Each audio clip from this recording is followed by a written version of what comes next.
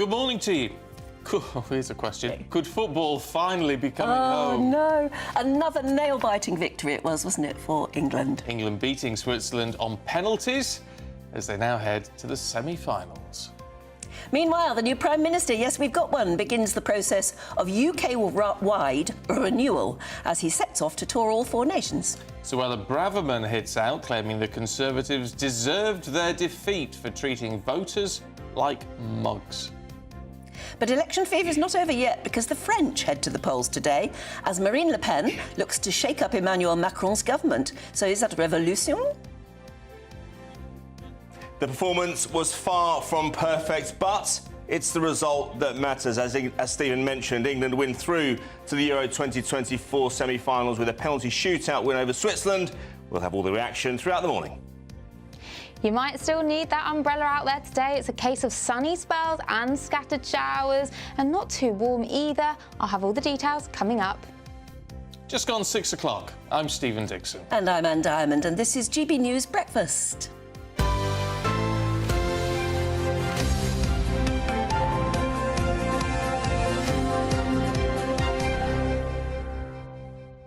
Oh, there are a few yawns in the studio this morning because we were all up late. Yeah, a bit of a late night last night, but it was worth it. Oh, my goodness, it was worth it.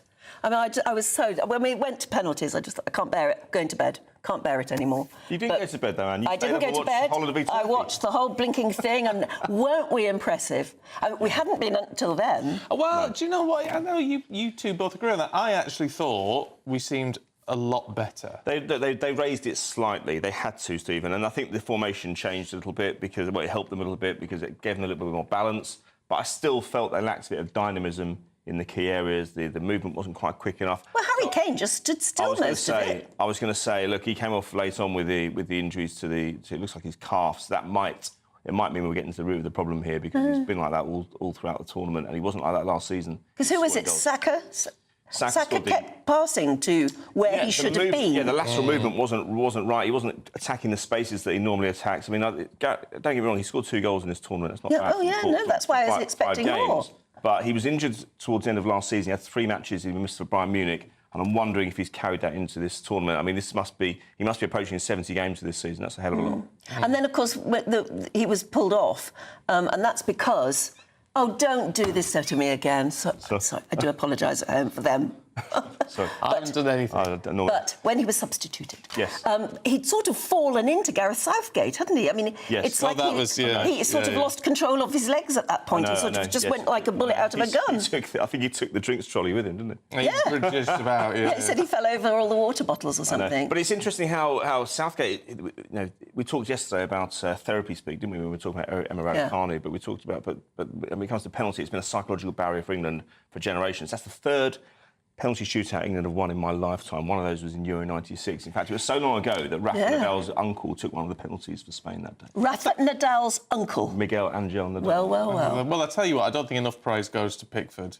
No. No, he was wonderful. I mean, mind you, he is on the front. Well, there are lots of pieces about how he puts off the penalty taker opposite him by pulling faces. That's right. So the best thing to do, the oldest trick in the book was the gamesmanship, was kidology. He would find an excuse to meet the referee 6 yards before the penalty taker, so the penalty taker's 12 yards away, and he'll complain about something. He's not complaining about anything, really, but he's delaying the kick. He's putting doubt into the kick. Yes. He got told to get back to yes, that's right. They all do. But all the advantages with the kicker, I mean, they can go up, they can stop their run, they can wait for the goalkeeper to move. The goalkeeper isn't allowed to move on the line, left or right, or jump around. They used to be able to. They're not allowed to encroach outwards. So all the advantages with the kicker, but the goolkeeper has to go into it the mindset thinking, I'm expected to be beaten every time. It's almost impossible to do it. So if I do it, I'm not expected to do anything, but if I do, I've got a chance to make myself a hero. But that penalty shootout was the Gareth Southgate story, really, wasn't it? Yeah, I think it was. I mean, not being a football fan, I didn't really know, but that's. But they've weaponised it, and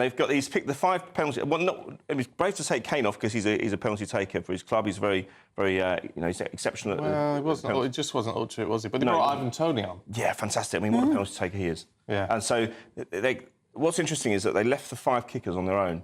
Harry Kane said afterwards in his interview, he said, normally we have dozens of people around them, all the staff and the players are getting, and even though he's taking plenty of penalties in his time, he's getting voices in their ear, stick it that way, go left, go right, go above, go top corner. And they said, leave them on their own. They know how to do it. They do it for their clubs every week. Let them get on with it. And you know what?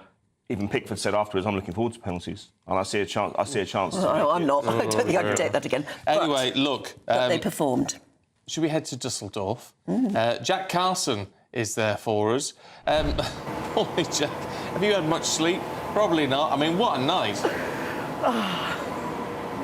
Yeah, just a bit of sleep, Stephen. It's certainly a lot quieter on this street here in the old town of Dusseldorf than it was last night. I mean, all throughout the day yesterday, there were tens of thousands of England fans on the streets here. I mean, only, 1,000 or about there could actually get into the stadium in Dusseldorf, but tens of thousands had still turned up, and lots of them just watching the game on the street here. All of the bars up the street had the game on. Everyone was drinking beer. It was honestly one of the best atmospheres I think I've ever experienced watching a game of football, and a win on penalties. I did not think when I came out here to Germany to cover the Euros that I would be saying that England would win on penalties. I mean, it was a better performance, as you were just talking about there with Aidan, but of course, there we go, still some fans on the street this morning. It was a better performance, of course, but still against that well-drilled Switzerland side, it really was, a tough game. And once again, we were looking for that individual moment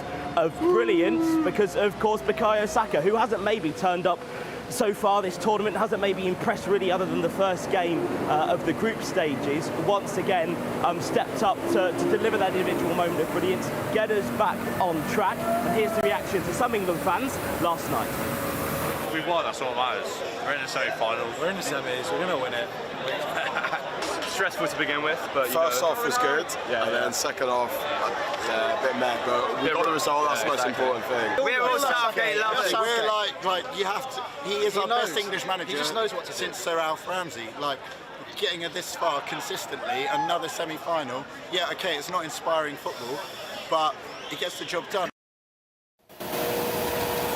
So there we go, there's some of the reactions from some of the England fans last night. I mean, the atmosphere was incredible. Please don't take me home. That chant has become infamous over the last few major tournaments, which has been screamed at the top of everyone's lungs as well. And of course, now the attention does turn to Wednesday, to that semi-final. The Netherlands, of course, are our opponents in Dortmund. I mean, we've still seen quite a few England fans on the streets here this morning, so hopefully they can get some sleep now, because they're going to need it to back the boys once again on Wednesday. All right, Jack. Thanks very much. It's all have about to leave it there because they're still drinking in Dusseldorf. I thought I'd just kick Jack out of that booth. And it's all about rubbish clearance the next morning, isn't it? No. Tons and tons of rubbish, I imagine. I sort of think now, though, we should give Southgate the benefit of the doubt. Well, I know he's got a lot of criticism, but, But look, he's got us this far. Yeah. It's interesting. He obviously felt last night some vindication, and he's got some credit in the bank now. That's 3 semi-finals from the last 4 tournaments, and you could say the last one in France as well. They missed out on a penalty as well. But afterwards, he took aim at the media slightly. He said that it was disappointing that the tactics and the formation and the personnel were in the papers 48 hours before the game. Now, that's a problem to me. I know how these things work. I've been involved in it myself. I've been the recipient of this information in the past. Now, that's players speaking to their agents, agents speaking to the media. Now, for the media, information is currency. You can't blame them for sticking it out there. The problem's on the players, but he chose to blame the media on that one. And that was a little bit disappointing from my point of view, although I can understand that he'd be upset that the tactics would be in the newspapers. I mean, I was able to name the team, yesterday morning. One by one, and everyone knew it was common knowledge, and so that can't help the side. But they didn't exactly play brilliant football, did you? You can't blame that on the media, can you? No, you can't. You can't. But look, sometimes I remember Italy in 1994. They just stumbled through this tournament. They had one bloke called Roberto Baggio who just kept in the latter stages grabbing them by the scruff of the neck and taking them over the line. They got all the way to the final, having lost to Ireland in the group stage. I wonder if England can do the same. Well, here's hoping. Well, and just in case anyone went to bed so early they don't know, we're playing Netherlands next. Netherlands on Wednesday at 8 o'clock in Dortmund. 8 o'clock? Yeah, that's a proper... I mean, that's an 80,000, 90,000 stadium. That's a proper proper English football stadium. Oh, I'm sorry. We'll get them to change it for you. Would you? Yeah. And we'll have a word. Aidan will have a word with the people at the top. I'm going to have an afternoon nap. You can do the show from your front room, can't you? Oh, I wish. Right, Aidan, thank you. We'll catch up with all the other sport with you a little bit later on. I tell you what, we're just about to talk politics, and what I found interesting as well, if you look through some of the papers, there's pictures of the removal men taking stuff out of number 10, right? One of the things they wheeled out was a harp. You wonder which member of the Sunak family plays the harp. Yeah. Huge, great, big harp thing. Oh, there you go. That's a bit unusual, isn't it? It is, isn't it? I wonder who plays the harp. We'd like to know. Plenty of England players pulling the strings in midfield last night. Oh, get out. Jesus. Honestly, it's terrible. Right, let's talk politics, because the Prime Minister has hit the ground running this weekend. Today, he's off to visit devolved governments in Scotland, Northern Ireland and Wales. And, of course, this comes as he puts the finishing touches on his cabinet. Yesterday evening, appointing two leading figures of the Blair and Brown years to his government. That's Douglas Alexander and Jackie Smith. Well, as the Conservatives start to lick their wounds from the wipeout on Thursday, Suella Braverman has become the first to lead the postmortem. Yeah, well, she's right in there. Writing in the Telegraph newspaper today, she has said that the Conservatives deserved to lose, as she accused Rishi Sunak of pursuing an idiotic strategy, her words, which treated voters like mugs. Let's talk to a couple of political commentators for you this morning. Jack Rowlett and public affairs consultant Nathaniel Oganini. Good to see you both this morning. Nathaniel, can we start with you? Because I'm intrigued by the Tories' approach, by Suella Braverman, of course, blaming everybody but herself. Well, of course, we have to remember that Suella was part of this government up until November last year, 2023, and she resigned after she said that homelessness was a lifestyle choice. I think that kind of comment is exactly what put people off the Conservative Party rather than attracting people. So we have to be aware of that. I think equally on the right, we have a number of other candidates, Priti Patel, Kemi Badenoch. They are probably more likely to be able to appeal to people outside of the Conservative Party than Suella, who I think a lot of people perceive rather as quite hard on the right. Yeah, I mean, Jack, before all of these various people throw their hat into the ring and say, I'd like to be the next leader, hasn't the Conservative Party, as a party, got to figure out why they failed so badly first? Yeah, well, I think that's right. And I think it would be good for the party to take an extended period of time to really have a post-mortem on why it lost the election. Sort of similar to 2005, when they really took several months to kind of decide on the next leader and put the various candidates through their paces. I think what's really important, though, is that the Conservative Party doesn't turn this leadership election into a pure contest between the centre of the party and the right. We've had a lot of framing that, basically what happens for the Conservative Party next is whether it chooses to go with a candidate like Braverman, who's on the right of the party, or whether it chooses to go with someone like Tom Tugendhat to appeal more to the centre ground, and whether it's the loss of the right or the loss of the centre that has really resulted in the Conservative defeat at this election. But I think actually what's really the case is the Conservative Party wins when it manages to bring the centre ground and the right together, and when it finds a vision that unites both of those groups. I think really why the Conservative Party have lost this election is because it's lost sight of aspirational voters. It hasn't built enough homes. It hasn't caused economic growth. It hasn't done anything about immigration over the past 5 years. And that's ultimately why they've been punished. And they need to get back to basics, in a sense, back to an aspirational vision, low tax, economic liberalism, sensible on social issues. That's what's going to win people back over and take the fight to the Labour Party. All right, well, talking of the Labour Party, Nathaniel, I mean, look, whether you voted for him or not, Sir Keir Starmer's determined to get on with the job, it would seem, flying around the country today, and determined, whether you agree with the policies or not, to get things moving. Yes, I suppose he sounds as though he wants to get things done. I think a desire to get things done and actually getting them done are two different things.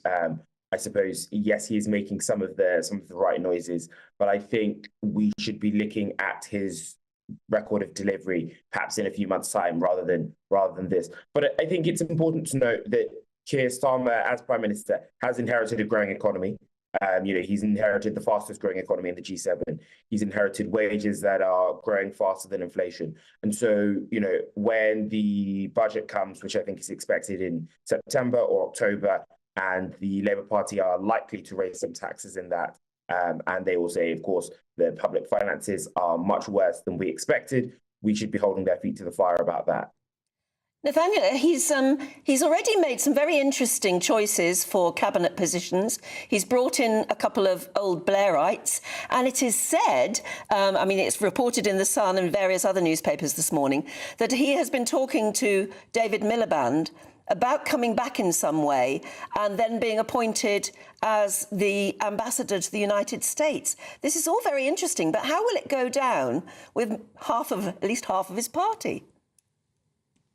Yes, it seems like Starmer's looking to the past rather than to the future on this. I'm not sure what we need is sort of reheated Labour politicians from decades past. As Jack rightly pointed out earlier, we need sensible social policy, we need economic growth. I'm more interested in how Starmer plans to do things like that. And right now, it doesn't necessarily seem like he's looking to that. What's your take on it, Jack? Well, I think the approach we've seen from Starmer so far is refreshingly pragmatic in a sense, but I do wonder how long it will last. Ultimately, in politics, you have to make political decisions, and I don't think you can pretend not to be ideological.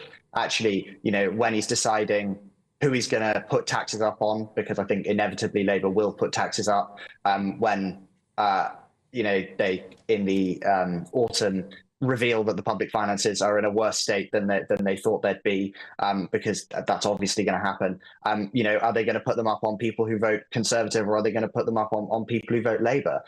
So I think politics is about political decisions, and I don't think this idea that Starmer is entirely above politics is going to last that long. And I think on the appointments, looking at the idea of David Miliband as ambassador to the US, I'm not sure that's a very sensible appointment, given currently it looks like Donald Trump's going to be back in the White House from January. I think we need a cannier appointment than going back to a Blair or a figure like David Miliband. OK. Well, that may just be what they're saying at the moment. Maybe. We shall have to wait and see. Nathaniel, Jack, thank you both very much indeed. Good to see you this morning. Yeah, thank you. Right, shall we have a look now at some of the other stories that are coming into the newsroom this morning? The police in Tenerife say that Jay Slater's family can bring in their own search and rescue teams to look for the missing teenager. The 19-year-old, of course, as you know, went missing on the 17th of June, quite some time ago now. Police called off their official search last week, but his mother says they are going to stay on the island to look for him. President Biden's recent sit-down TV interview has failed to quell concern over his mental and physical fitness. The interview on ABC, President Biden dismissed debate criticism and said only the Lord Almighty could convince him to end his bid for re-election. However, another Democrat in Congress has called for him to resign as more conversations are being held behind the scenes. And the Prince of Wales is set to star in a new two-part documentary covering his mission to eradicate homelessness. If you remember, last year, Prince William launched Homewards. That's a 5-year project which hopes to bring together a range of individuals and organisations to develop bespoke homelessness solutions in 6 locations across the UK. The documentary apparently is going to look at Prince William's work with Homeward alongside other leading activists and support workers.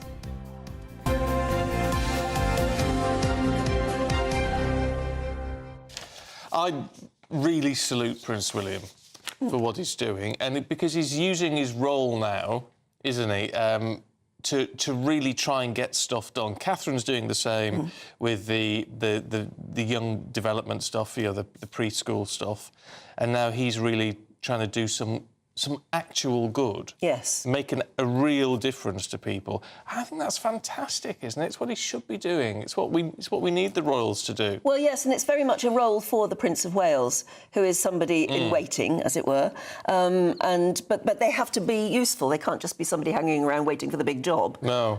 They have to do something great. And Prince Charles did when he was Prince Charles. Yeah, absolutely. The Prince's Trust has done the most incredible work.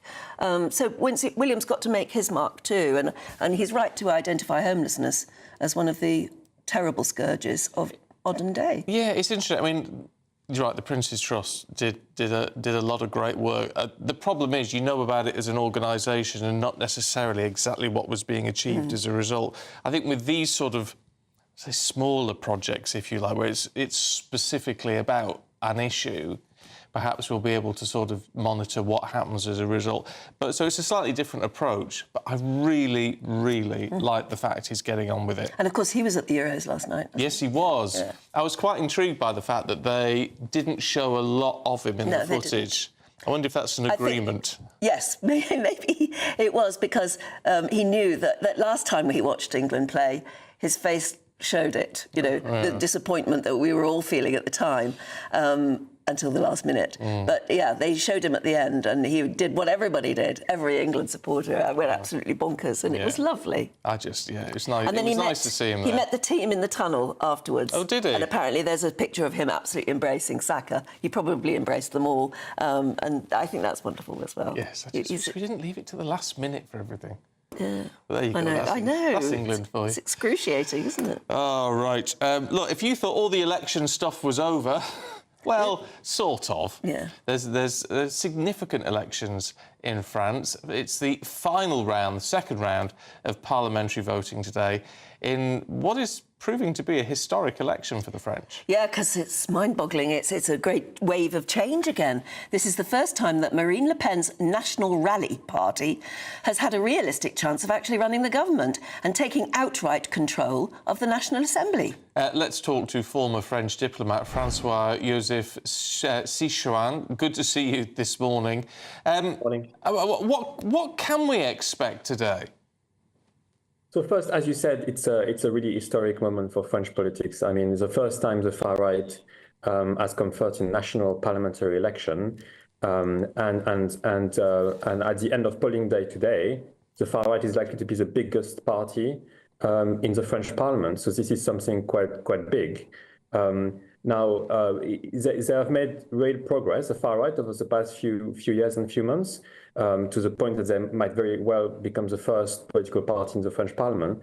But they are likely also to fall short of an absolute majority.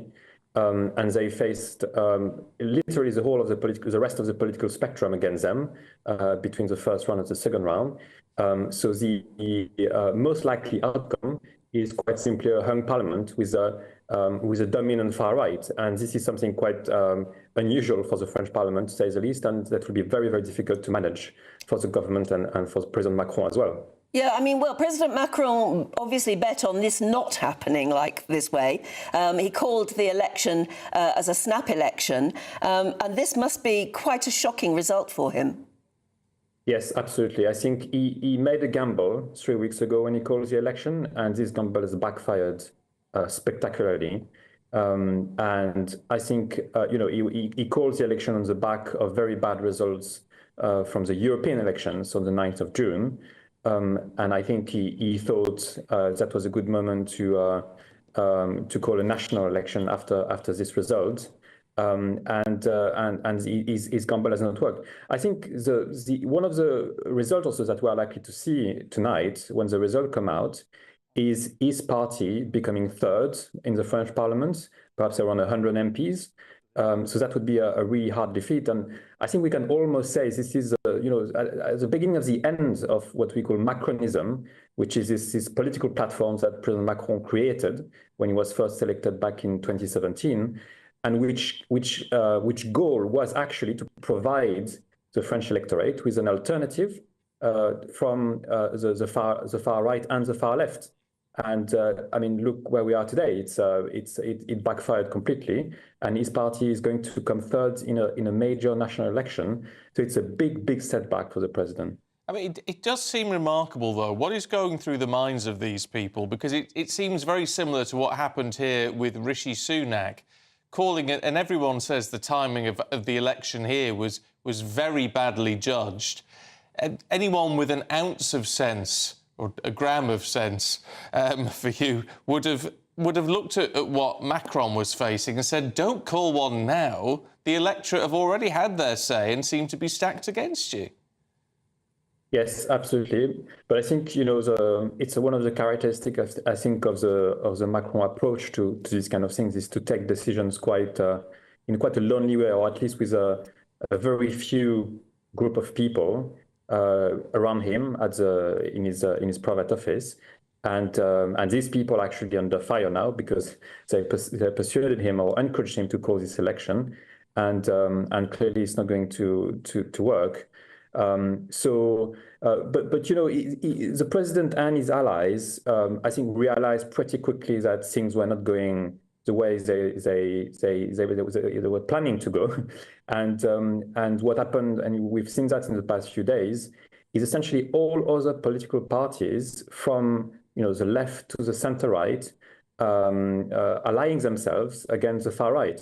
And the day after tomorrow, so maybe on Monday, when it would come to the decision to try to form a government, these people might work together, which is a very, very curious coalition of political parties from the left to the center right, united by only one thing, being anti-far right.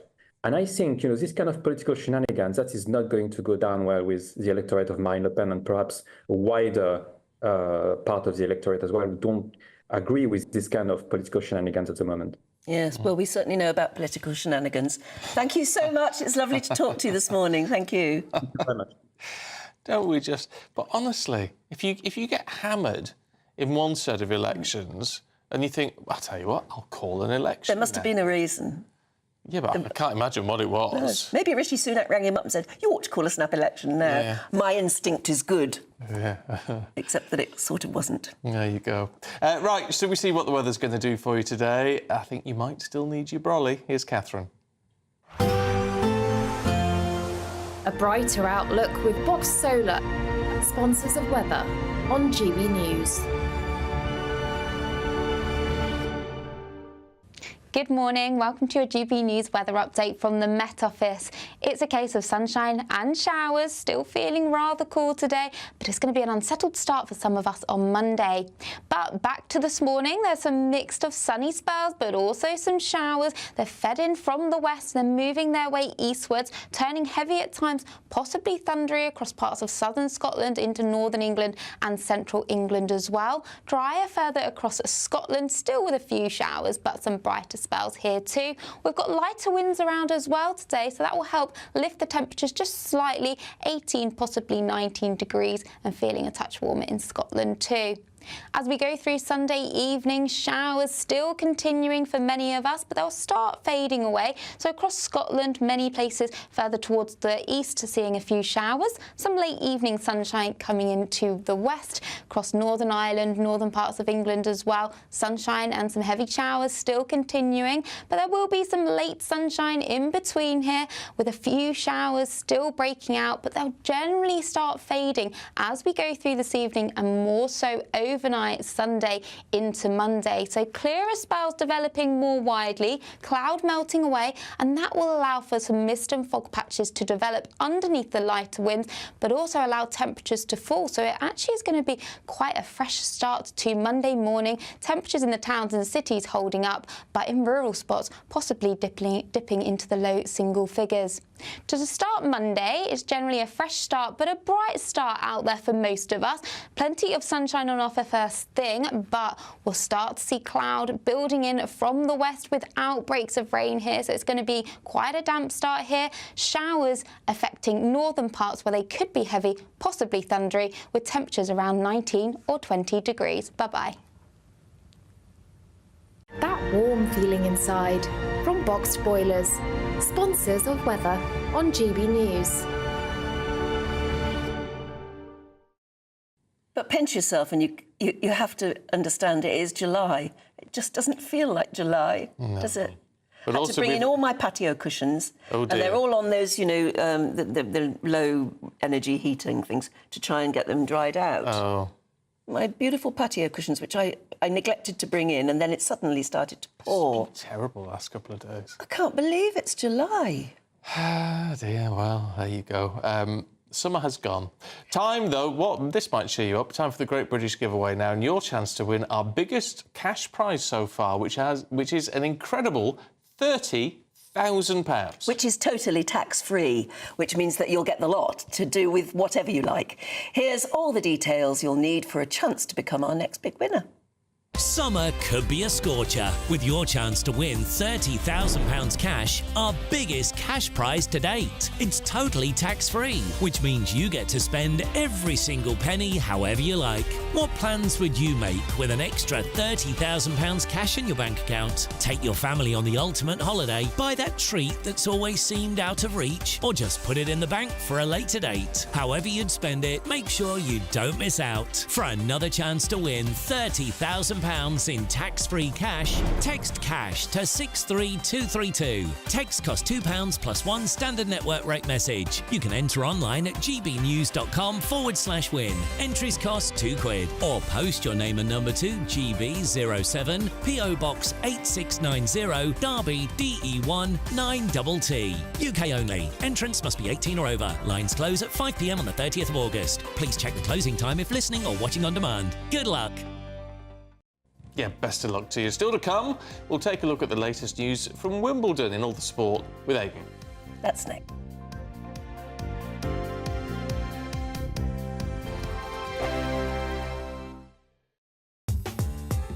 I'm Christopher Hope. From pop stars to politicians, I'll interview anybody in a pub who's got a political opinion. Join me every Friday on Spotify, Apple Podcasts, YouTube or gbnews.com, or wherever you get your podcasts. This is GB News, the People's Channel.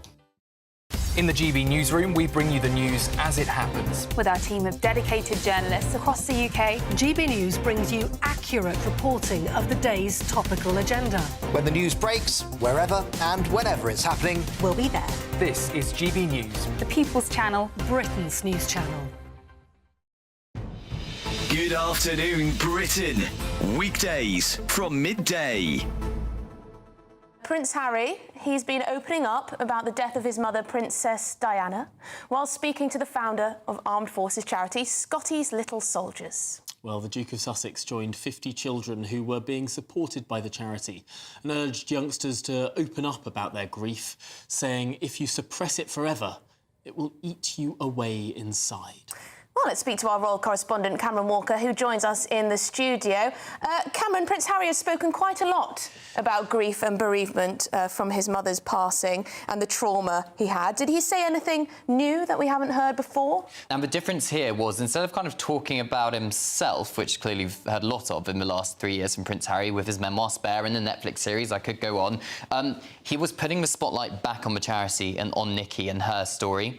So it was almost like having the old Prince Harry back, and also thinking about like what could have been if he didn't step back as a working member of the royal family. That's so fascinating. In many ways, he was sort of stepping into his old role in this. It was sort of performing a duty that he would have done back before the days of Megxit. It is kind of like before the days of Megxit. He's been heavily involved in the charity for a good decade now, but when he came back for the Invictus Games celebration commemorations of the 10 years of Invictus last month, he spent time with 50 or so children, and he talks about how first instinct of a child when they lose a parent in awful circumstances such as that is, I have to be really sad for the rest of my life. And he talks about how those children who've lost parents through conflict feel like that, and how actually it's okay to be happy again later on in life when you've had the support and realising that the parent you've lost would want you to be happy later on. So that's the message Prince Harry was trying to get across here. GB News, the People's Channel. Sunday nights on GB News. From 6, Neil Oliver. At 7, it's Free Speech Nation with Andrew Doyle. At 9, Mark Dolan. And at 11, get set for the week ahead with headliners. Tomorrow's papers tonight. GB News, the People's Channel, Britain's news channel.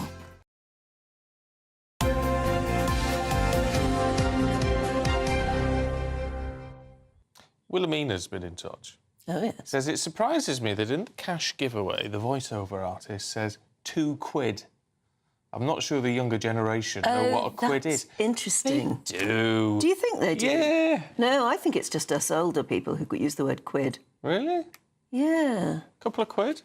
I don't think youngsters use the word. That's a very interesting point. Oh, I'm going to have to talk to some young people and find out Doesn't include you, Aidan McGee. No, you're sadly. definitely not young enough to ask. No, you're not. But we can ask you about all the sports this morning. Oh, goodness. Do you want to touch briefly on the Euros a little bit again? Yeah, just because there was another very important game last night which has a bearing on what England do on Wednesday. The Netherlands, or Holland as I prefer to call them, I don't know when they changed their name to the Netherlands, they beat Turkey by 2-1 last night. They were losing by 1-0.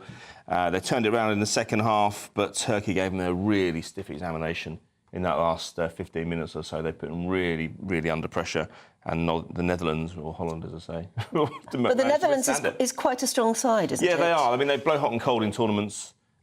Sometimes they turn up and they look like world beaters. Other times they're torn apart by internal infighting. Other times they're just a bit. Yeah, it is. Yeah, I mean they've been divided along racial lines in the past, believe it or not, back in the 90s, which seems incredible now. But yeah, they look decent this time. They've got plenty of Premier League players. They've got players who play in Italy as well and Spain, and they're going to be. It's a 50-50 game going into Wednesday. England probably man for man, looking throughout the squad, are probably slightly stronger, I would argue. But these players, when they play for their country, and it just brings out a little bit more in them. I mean, their record, really? Holland's record in international tournaments. I mean, they haven't won anything since 1988, when actually the Euros was in. That's the last time it was in Germany, in 1988. They won at that time. Ruud Gullit, Frank Rijkaard, Marco Van Basten, all those guys, and so they've got something to prove. And that was a really tough game for them last night as well. So 8 o'clock.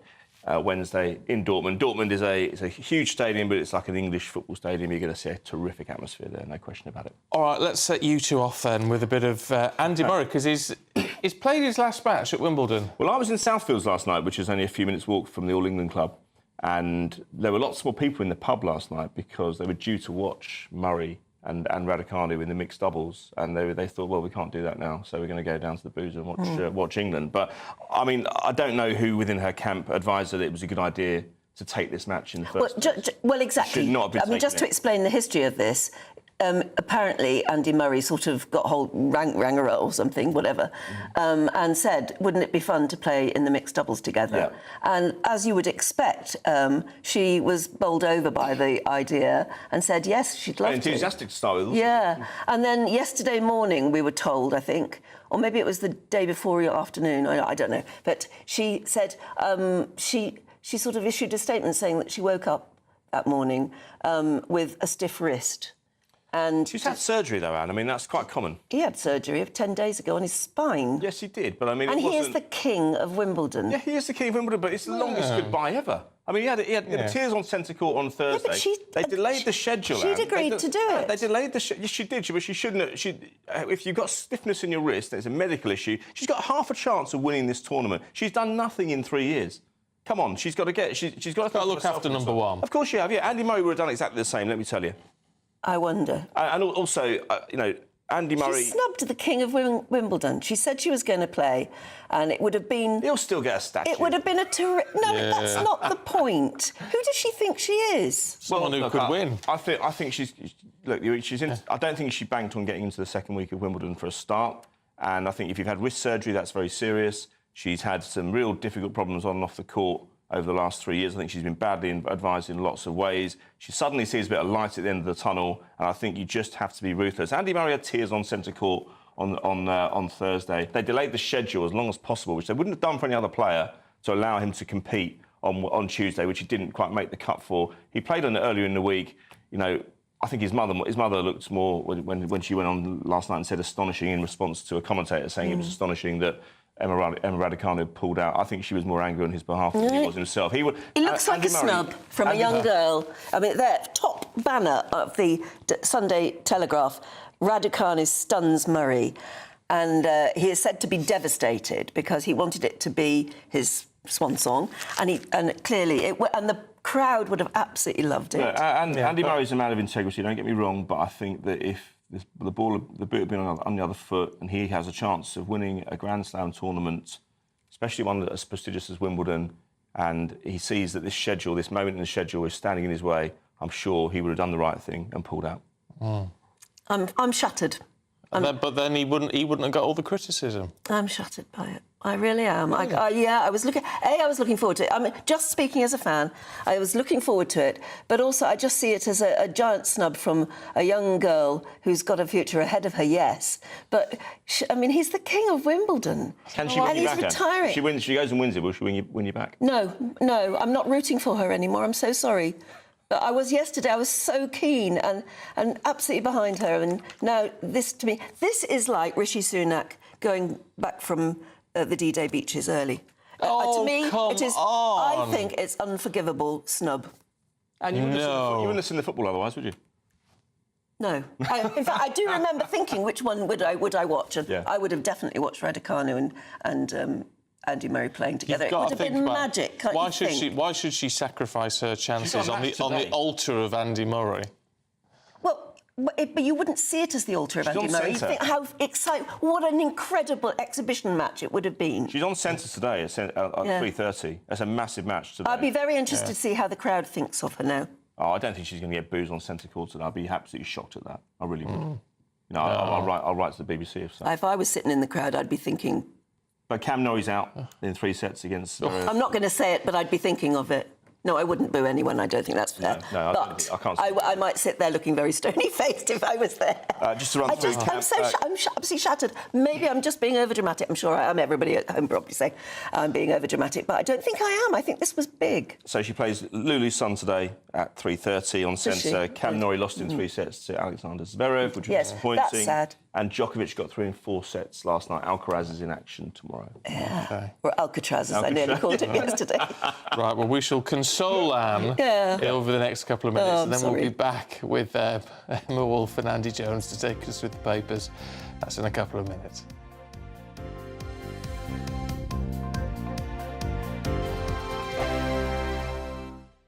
Patrick Christys tonight, weekdays from 9 p.m.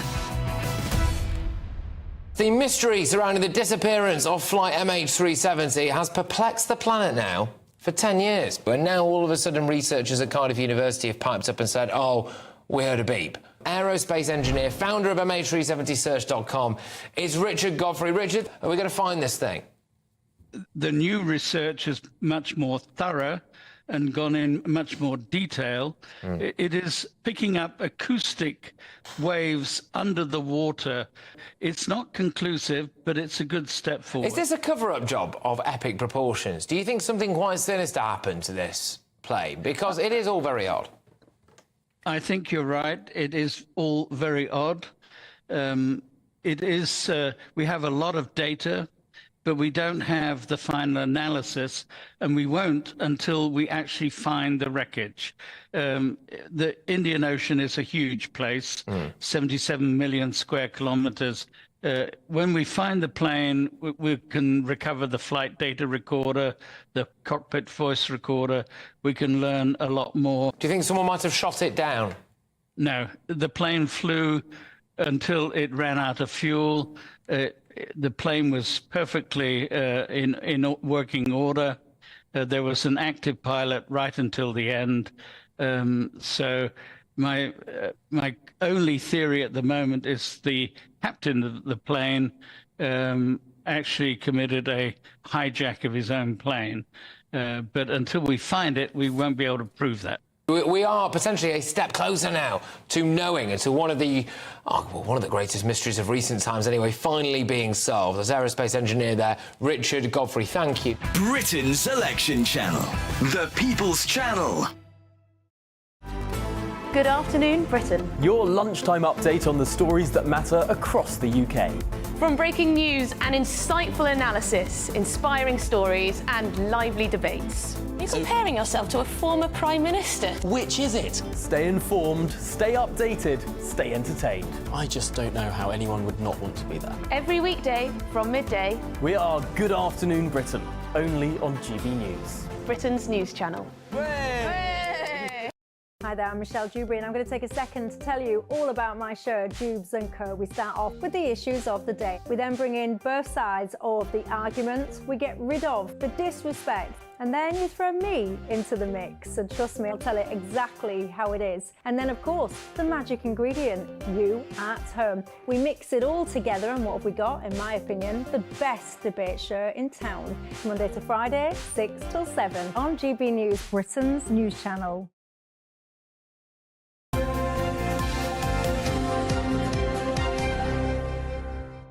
6:44, let's have a look at some of the newspapers for you this morning. And The Times has Tony Blair urging the new Prime Minister to come up with a plan to control immigration. The Observer leads with Sir Keir Starmer telling his cabinet to deliver the promises that were made during his election campaign. Sunday Telegraph has Labour's plans to bring back Tony Blair's former Health Secretary, Alan Milburn, to help reform the NHS. And the Express says that the Prime Minister has said that the Rwanda plan is now dead and buried. Sunday Mirror has England's win against Switzerland as they get through to the semi-finals in Euro 2024. So joining us to go through what's making the news is writer and journalist duo Emma Wolfe and Andy Jones. Lovely to see you both this morning. Right, what are we starting with? Andy, you've been looking at the Express front page, and Keir Starmer making it very, very clear the Rwanda plan is dead and buried. Yeah, if you didn't think that the massive Labour majority was going to lead to the end of the Rwanda plan, then more fool you. We knew it was coming. Rwanda plan dead and buried.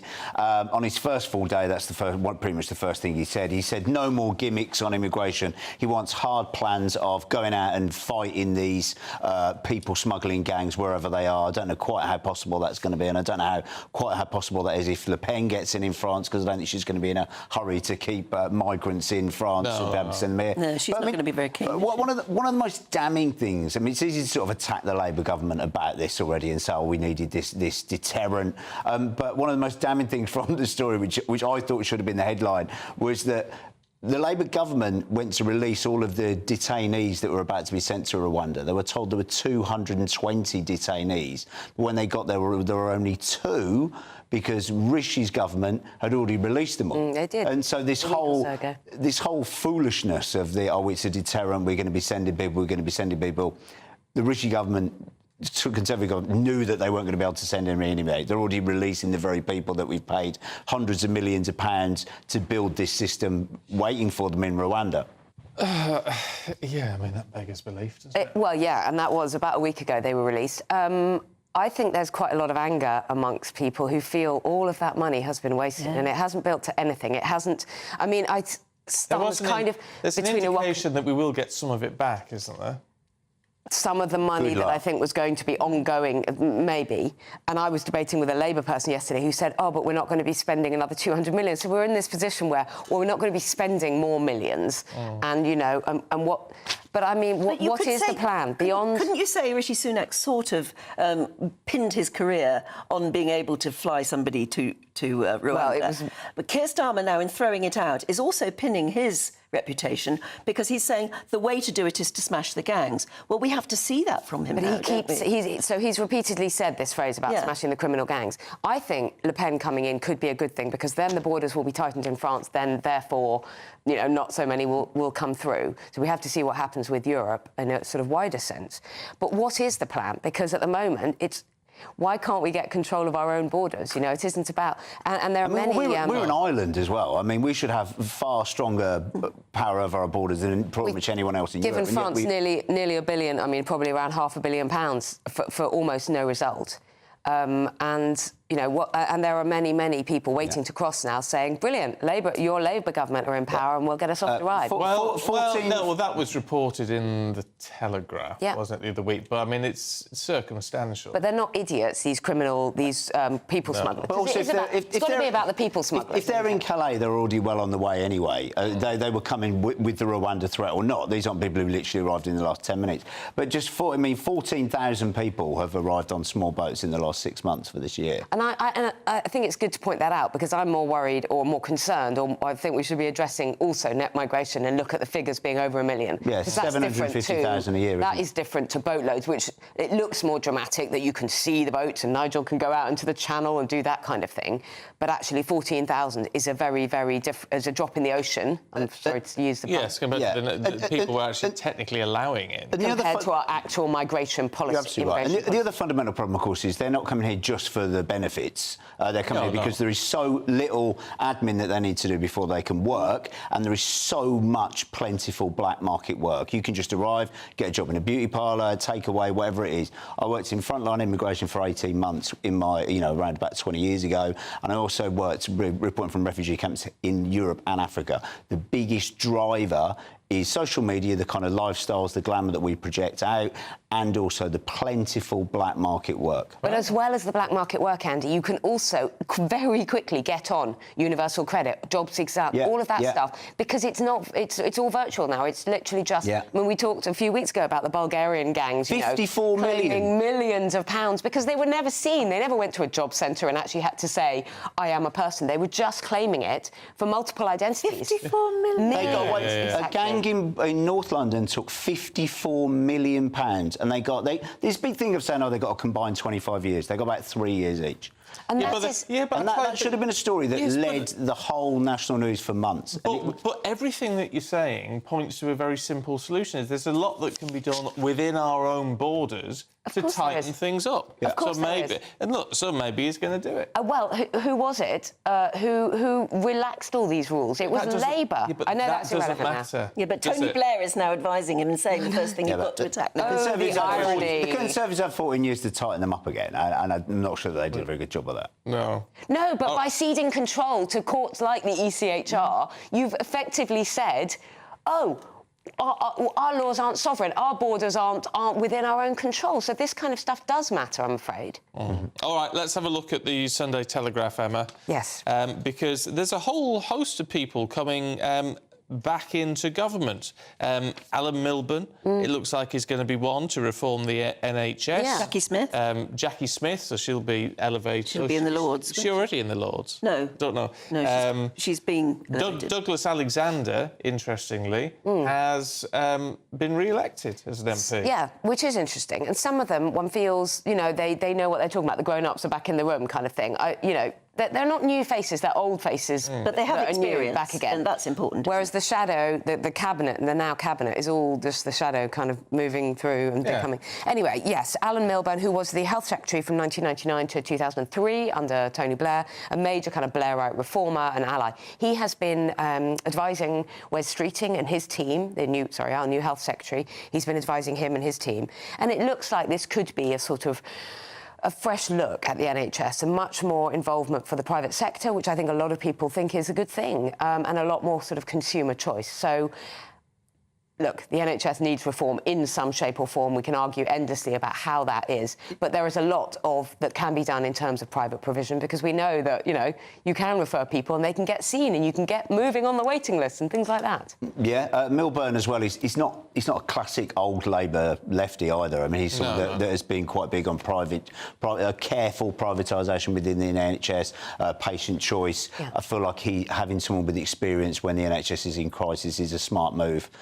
And I think the Conservative era saw, 5 education ministers in 18 months and however many Home Secretaries and everything. It felt like there was this constant, almost like Game of Thrones style changes of power every other episode. What I thought was quite interesting, experience, and we need people who do Jeremy Hunt, in his, I was going to say acceptance speech then, that's what it was. He did win his seat. I suppose it was, but he was obviously also reflecting about the fact he was moving out of government.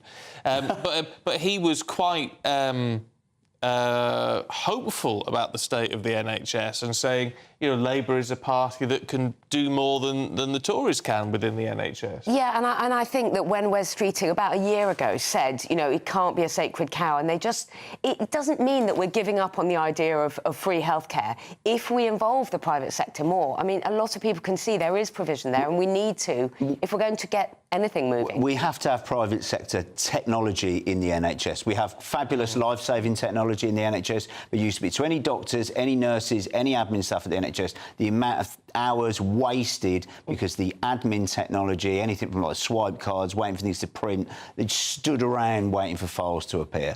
And that is costing lives, it's costing millions, it's costing thousands and thousands of wasted hours. We have to have that private technology in the NHS. I think we've got to a point where everything was so bad that any change, any kind of new thinking or any kind of previous experience and new ideas have to be a good thing, and that can't be. That's more true than for the NHS and almost anything. If you work with corporate companies, they can deal with millions and millions of calls, thousands of calls a day, hundreds of thousands, because they manage AI, they've got good technology, they can get it done. We complain about being in call centres or whatever, but you try and get an appointment at your local NHS, GP, results, whatever, it can be absolutely chaotic. I recently had blood tests, and the NHS sent me off to a very posh clinic in Harley Street. It was clearly private, and it worked, and it got me through the system, and I thought, well, that's not bad. I mean, if they can do that, and if that's a more effective way... And that's what Streeting has been talking about now, hasn't he? Yeah. Oh, you sound like you're going to be I felt Labour at the next election, the way you talk. I felt quite posh for a minute, and then I thought, oh, no, I wouldn't be able to afford this. Right, thank you both very much indeed.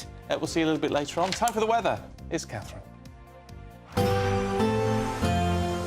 A brighter outlook with Box Solar, sponsors of weather on GB News.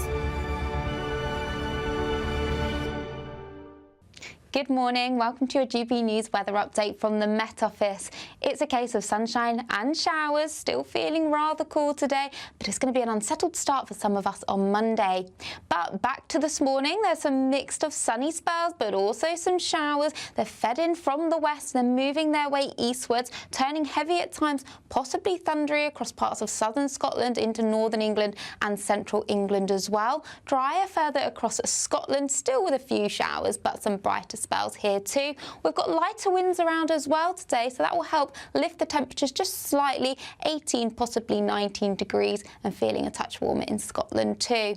As we go through Sunday evening, showers still continuing for many of us, but they'll start fading away. So across Scotland, many places further towards the east, seeing a few showers. Some late evening sunshine coming into the west. Across Northern Ireland, northern parts of England as well. Sunshine and some heavy showers still continuing, but there will be some late sunshine in between here, with a few showers still breaking out, but they'll generally start fading as we go through this evening, and more so overnight Sunday into Monday. So clearer spells developing more widely, cloud melting away, and that will allow for some mist and fog patches to develop underneath the lighter winds, but also allow temperatures to fall. So it actually is going to be quite a fresh start to Monday morning. Temperatures in the towns and cities holding up, but in rural spots possibly dipping into the low single figures. To start Monday, it's generally a fresh start, but a bright start out there for most of us. Plenty of sunshine on offer first thing, but we'll start to see cloud building in from the west with outbreaks of rain here, so it's going to be quite a damp start here. Showers affecting northern parts where they could be heavy, possibly thundery, with temperatures around 19 or 20 degrees. Bye-bye. That warm feeling inside from Boxed Boilers, sponsors of weather on GB News.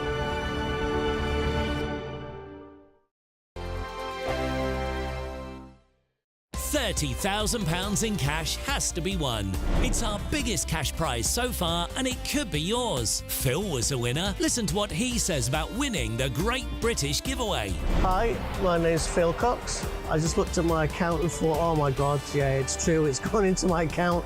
And if I can win it, anybody can win it. The next big winner could be you, with an extra £30,000 cash in your bank. For another chance to win £30,000 in tax-free cash, text CASH to 63232. Text costs £2 plus one standard network rate message. You can enter online at gbnews.com/win. Entries cost £2. Or post your name and number to GB07 PO Box 8690 Derby DE1 9TT. UK only. Entrance must be 18 or over. Lines close at 5 p.m. on the 30th of August. Please check the closing time if listening or watching on demand. Good luck. In the GB newsroom, we bring you the news as it happens. With our team of dedicated journalists across the UK, GB News brings you accurate reporting of the day's topical agenda. When the news breaks, wherever and whenever it's happening, we'll be there. This is GB News, the People's Channel, Britain's news channel. If you want your news to be straight talking... This is the nightmare for the Conservatives again. Down to earth. It's not just Nottingham where this is happening, is it? And most importantly, honest. Hard-working, middle-class taxpayers, they'll get the book thrown at them. Then catch me, Martin Daubney, Monday to Friday, 3 till 6 p.m. on GB News, Britain's news channel. I'm Christopher Hope. From pop stars to politicians, I'll interview anybody in a pub who's got a political opinion. Join me every Friday on Spotify, Apple Podcasts, YouTube or gbnews.com, or wherever you get your podcasts. This is GB News, the People's Channel. Are the newspapers getting you down? My wife didn't divorce me that month. Struggling to separate the wheat from the chaff? I know that it's a bit of a circus at the best of times. Well, don't worry, Headliners has got you covered. We'll take the burden of reading the day's news, and if we get depressed, who cares? It's an occupational hazard, frankly. That's Headliners on GB News from 11 p.m. till midnight, and the following morning, 5 till 6 a.m. on GB News, the comedy channel. Nah, just kidding. Britain's news channel. I'm Patrick Christys. Every weeknight from 9, I bring you 2 hours of unmissable, explosive debate and headline-grabbing interviews. What impact has that had? We got death threats and the bomb threat and so on. As time passes, she could have said Storm. You made my argument for me. My guest and I tackle the issues that really matter, with a sharp take on every story. It went everywhere. Something practical could be done. I can become something different. Patrick Christys tonight from 9 p.m. only on GB News, Britain's news channel.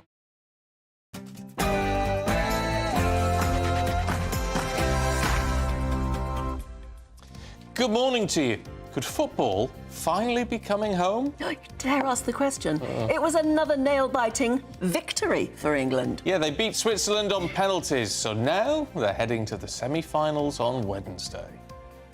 Meanwhile, there was that election, wasn't there? The new Prime Minister begins the process of UK-wide renewal as he sets off to tour the nations. Suella Braverman hits out, claiming Conservatives deserve their defeat for treating voters like mugs.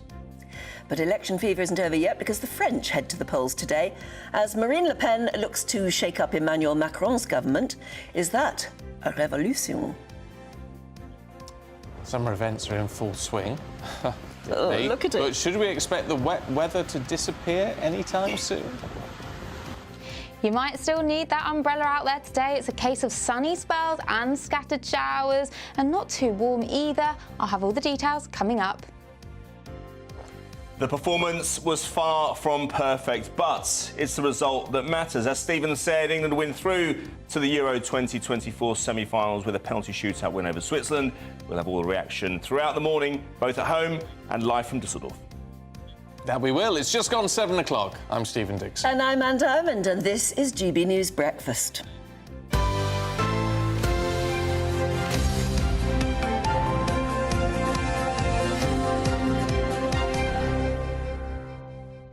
It isn't good for the nerves. Oh. It's not. It's actually not good for your overall health. Actually, no, I bet it is. I'll tell you something. We had in my previous role. I think it wasn't. I wasn't sent to do it myself, but there was a reporter sent to actually speak to an expert, a health expert, on how best to watch the Euros or the World Cup. Behind the sofa? No, on the sofa. But it said be careful of your consumption of trans fat snacks. Be careful of drink consumption. The way to position your cushions. The way to sit. This was 20 years ago. This is before Euro 2004. As if the cushions matter, because you're sitting on the edge of your seat, no matter how comfy your sofa is. It was literally like that last night. To be fair, in the first half of extra time, I went and did the dishwasher. Well, I don't think... Because I just had to get out the room. I don't think either team would... We've seen it a few times. We saw it with Portugal against France the night before. I don't think either team really desperately wanted to win it in extra time. They were comfortable going to penalties. There is an argument now to get rid of extra time. It's a supplementary half hour. Yes. It's extra minutes in the players' legs that they don't need. It goes on and they're playing on. every 3 or 4 days. Yeah. Sorry, they're playing every 3 or 4 days, and then they go to penalties. I think people want the excitement. The neutral, the people who... this is a time when football really does transcend itself. And so if you're bringing in those people who are really interested in the football when they wouldn't ordinarily be interested, they love the penalty shootout, don't they? Whether they go... No, I don't. Do they know? No, I don't. Exactly the opposite. I can't bear the You both behind the sofa, were you? Yeah. Oh, yeah. I couldn't. It was... I mean, it was just excruciating, except that our guys played it cool and calm, and they got everyone... I can't believe how well they did. But if it wasn't for Jordan Pickford in that first... Yes, he was brilliant. Well, he said afterwards, I'm always confident of saving at least one. Remember, he saved 2 in the Euro 2020's final. It wasn't quite enough because the Italian goalkeeper saved 3. Didn't you say earlier that the goalkeeper more or less has to make up their mind that they're just not going to be able to do it? Well, look, It's almost an impossible possible ask. Well, it's 12 yards. It's 12 yards. So all the pressure is on the attacker. The goalkeeper can't even move on his line. He can wave his arms, but he can't move off the line with his feet. They used to be able to go left and right. They used to be able to encroach slightly, but the referees have really clamped down on that. So they're on a hiding to nothing, but in a way they're not, because their pressure is... They can play the theology, they can use the gamesmanship, they can put all the pressure on the attacker who's already going through... I mean, Tony Cascarino was on the radio yesterday. He took a famous penalty for Ireland in 1990, and he said, you know, I didn't look as if I was nervous, but he said I was sick inside, you know, when I was walking up, and I just thought, right, all I've got to do is not change my mind, because that's the worst thing. Sure. We're joined by Dennis McShane. Only that I started life as a football reporter in BBC Local Radio a million years ago. Loved it. That was the best journalist. Who did you cover? Well, I was up in the West Midlands. So I was doing Wolves at their heyday, Birmingham City, West Brom. But what I just wanted to say, the idea of abolishing the extra 2.5 hours, the 15 minutes, that means they're just going to spend the last 20 minutes playing to stop. You might, and the team will have to reorientate, not on flair, not on skill, not on movement, but who are the best penalty takers. That's my little push. No, that's a very fair point. Were you up last night watching?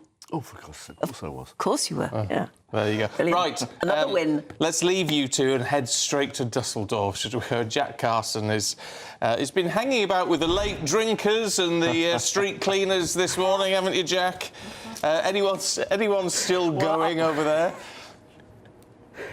I think it's started to get a little bit quieter now. Hopefully some people are making their way back to their hotel rooms. Hopefully they've still got their room keys on them, because I think when that final penalty went in from Trent Alexander-Arnold yesterday, I mean, everything went flying. Beer in the air in this old part of town of Dusseldorf. Beer in the air, phones in the air, everything was in the air. I was in the air at one point. Some fan picked me up and put me almost on his shoulders. So it was all happening. But of course, it is now the quiet of the morning after, of course. I mean, talk about nerve-wracking, but say it quietly. It's coming home. It's coming home. Maybe, hopefully. I mean, Netherlands is going to be a really tough test, isn't it, on Wednesday, after they came behind from going 1-0 down to Turkey yesterday. But Gareth Southgate said after the game that it was England's best performance of the tournament so far, talking about that resilience. Of course, it's not easy to go behind, especially so late in the game when Bril Imbolo put Switzerland ahead. But we were looking for that individual moment of brilliance, weren't we? Last time, you know, it was Jude Bellingham with that overhead kick in the last minute of the game to send it to extra time before Harry Kane stepped up to put us through to the quarter-finals. Yesterday, it was Bukayo Saka, who, you know, in the first game looked great. Hasn't really looked like himself for the rest of the group games, for the knockout games so far, but stepped up, of course, when it mattered and when it was important. We knew Gareth Southgate was going to change and go to that back three formation. There'd been rumours that he was going to put Trent Alexander-Arnold at right wing back, Saka at left wing back. He stuck with Saka and Trippier, the players that have been, you know, some of the most widest in attacking for England. Trippier, of course, in the left wing back position, you know, naturally right footed, so having to cut back. Saka doing the same on the right hand side. Now that worked in attack, of course. Gareth Southgate basically said he felt like he had to match Switzerland and their back three because of how well organised they are, how well drilled they are. They proved that at times, you know, when they got in around the final third. And of course, they did go 1-0 up. But that resilience that Gareth Southgate was talking about got us through in the end. Have a listen to what some England fans and what their reaction was after the game last night. We won, that's all that matters. We're in the semi-finals. We're in the semis, we're going to win it. Stressful to begin with, but first half was good, and then second half, a bit mad, but we got the result. That's the most important thing. We're all Southgate lovers. We're like you have to. He is our best English manager. He just knows what to do. Since Sir Alf Ramsey, like getting it this far consistently, another semi-final. Yeah, okay, it's not inspiring football, but it gets the job done. I mean, it's a good point raised by those England fans there, of course. Gareth Southgate really, you know, hasn't maybe inspired everyone in this tournament with the way England have been playing football, but they make the good point. This is the third semi-final of a major tournament that England have now got to under him as their manager. You know, so if you'd said that to an England fan 10 years ago, that in the next 4 major tournaments you're going to get to 3 semi-finals and a quarter-final, you would quite literally bite their hand off, because I think in Euro 2016, when we went out to Iceland, everyone just didn't really know what to do with themselves. So Gareth Southgate, to be fair to him, has reinvigorated this England side. Now, yes, it just so happens that with the development of the players that have come through the England system, we have got probably, on paper, one of the best squads in the world, with the quality of Harry Kane, the quality of Jude Bellingham as well. So England were favourites going into this tournament from the start. The performances so far maybe haven't shown that we're favourites, but surely now there have been too many coincidences for us not to possibly go all the way. Last minute overhead kick equalises. Saka stepping up when it mattered. Harry Kane scoring a winner in extra time. And of course, England winning on penalties. Surely, maybe, it's coming home. You're getting carried away now. You're getting really, really wound up, aren't you? I can tell. My goodness. And singing football's coming home. It's too early to say that, isn't it, Aidan? I would say so, yeah. I was at the pub last night and someone said, when England were losing, he said, we're going home, going home to the flat. I mean, we'd all love it. There was some redemption last night for Bukayo Saka last night because he missed in the final against Italy in Euro 2020. Let's just hear what he had to say after the game yesterday. You can fail once, but you have a choice whether you put yourself in that position or not again. And you know, I'm a guy who's going to put myself in that position. And yeah, I believed in myself. And you know, when I saw the ball hit the net, I was a very happy man. So that was Bukayo Saka. Wonderful night for him. I'm glad for his mum. She was very, very proud, wasn't she? Yes, she was. She was tweeting or more Xing so than about Gareth Southgate's mum when he missed against Germany in 1996. She said, I wish you'd have smacked it. No, I know. Lovely. Aidan, we'll catch up with you a little bit later on. Thanks very much indeed. Now, the Prime Minister's hit the ground running this weekend, it has to be said. Today, he's set off to visit devolved governments in Scotland, Northern Ireland and Wales. And, of course, it comes just after he put his finishing touches on his cabinet yesterday evening, appointing two leading figures of the Blair and Brown years to his government. That's Douglas Alexander and Jackie Smith. While as the Conservatives lick their wounds, Suella Braverman has become the first to lead the postmortem. Yes, writing in the Telegraph today, she said that the Conservatives deserved to lose, and she accused Rishi Sunak of pursuing an idiotic strategy, her words, which treated voters like mugs. Let's talk to former Labour MP and Minister for Europe, Dennis McShane, who's here. Dennis, good to see you.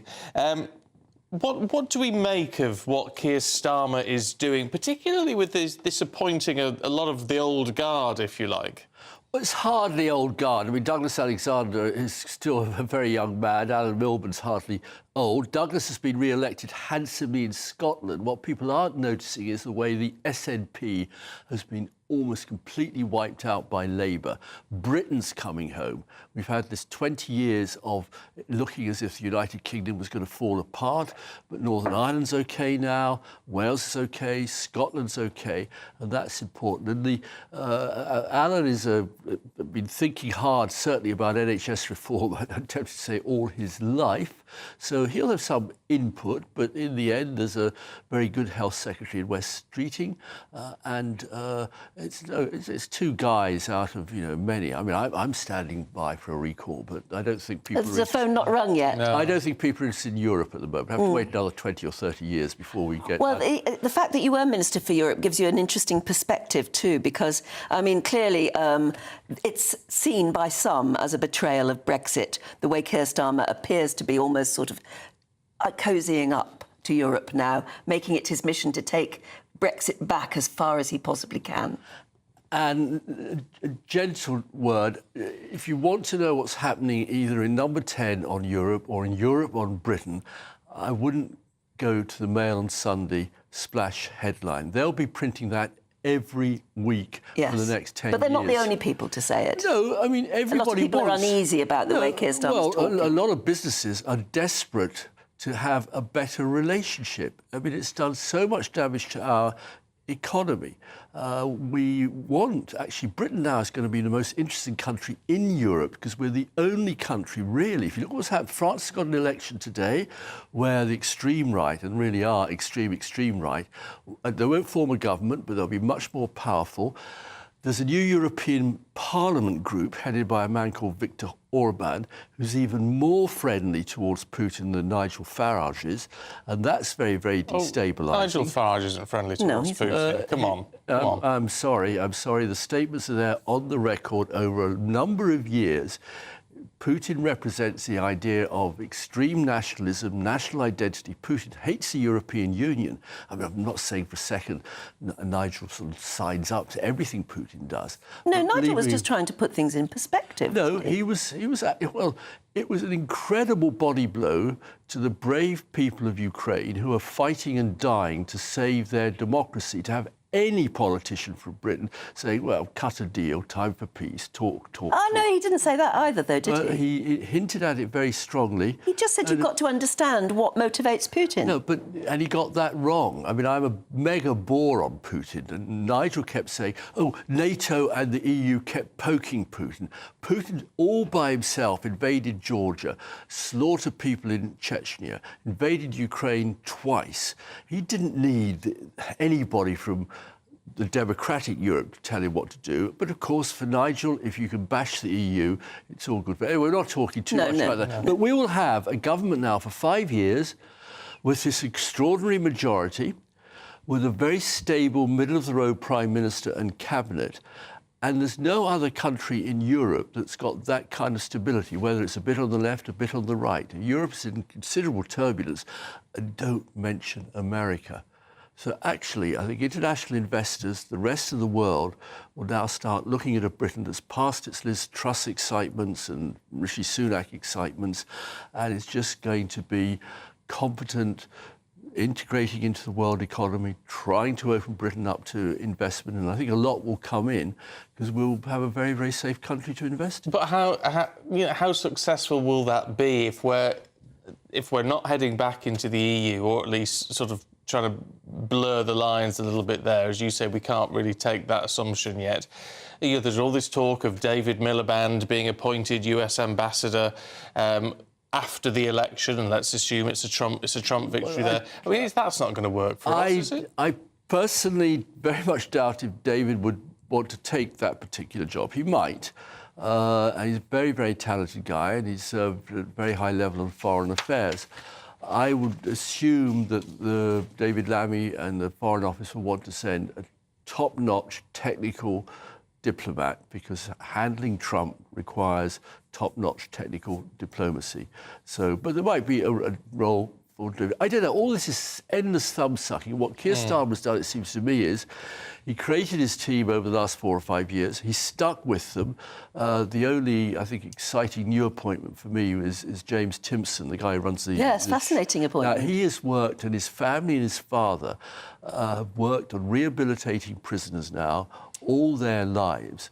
So having him in charge of our prisons, I mean, we have 3 times the number of people serving life sentences as France, Germany and Italy combined. We've got prison junkie judges who keep throwing people into prison, and crime keeps going up.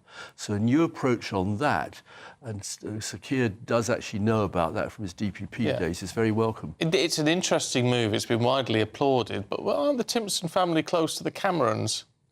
Oh, they're all buddies. I mean, they're all go to sort of private, public, posh schools. What's a fascinating mini-stat is that I read yesterday, I don't quite believe it, that 93% of all of the Starmer cabinet went to comprehensive schools. So for the first time in British history, we have a cabinet that reflects our society. Because one way or another, I mean, Alistair Darling and Tony Blair were all at very, very posh Edinburgh private schools. We've got a cabinet that reflects our society. There are no rishis, there's no super rich people in there. And that, I think, in itself is an interesting move. How does it simply feel being you this morning? England won last night and you were up watching it, so that's a feel-good factor. And Labour is in number 10. That's a feel-good factor for you. It must be quite an unusual experience. But the English weather returned to its great tradition. Things could only get wetter. But the sun shone on Keir Starmer when he came. It did. It rained on everybody else, and then suddenly the clouds cleared just for the few minutes I was that Keir Starmer arrived. Party last night with new cabinet ministers and an awful lot of old Labour veterans like me. Of course, everybody's very happy, but we're also incredibly conscious, because we've all been there, how difficult it will be. And then, I mean, I hope only the Tory party gift us a second term the way William Hague and Michael Howard and Ian Duncan Smith kept Labour in power when I was a minister by their behaviour. But that's a question for you to discuss with Tory friends. Well, in another friends. 5 years. Yes. All right, Dennis, thanks very much indeed. Good to see you. It's 18 minutes past 7. Let's have a look at some of the other stories heading into the newsroom this morning. Well, police in Tenerife say that Jay Slater's family can bring in their own search and rescue teams now to look for the missing teenager. He went missing, as you remember, on the 17th of June. Police then called off the official search last week, but Jay Slater's mother says the family are going to stay on the island to look for him. President Biden's recent TV interview hasn't quelled concern over his mental and physical fitness. He dismissed the criticism about his last TV debate and said only the Lord Almighty could convince him to end his bid for re-election. However, a fifth Democrat in Congress has now called for him to resign. And then, as we were saying, France heads to the polls today in the second round of one of their most significant elections in years. Marine Le Pen's national rally hoping to pull off an historic victory as they seek to take outright control of the National Assembly. However, following their success in the first round of voting last week, hundreds of candidates have now dropped out to give left-wing and centrist parties a better chance of defeating National Rally. And the Prince of Wales is to star in a new two-part documentary covering his mission to eradicate homelessness. Last year, Prince William launched Homewards, a 5-year project that brings together a range of individuals and organisations to develop bespoke homelessness solutions in 6 locations across the UK.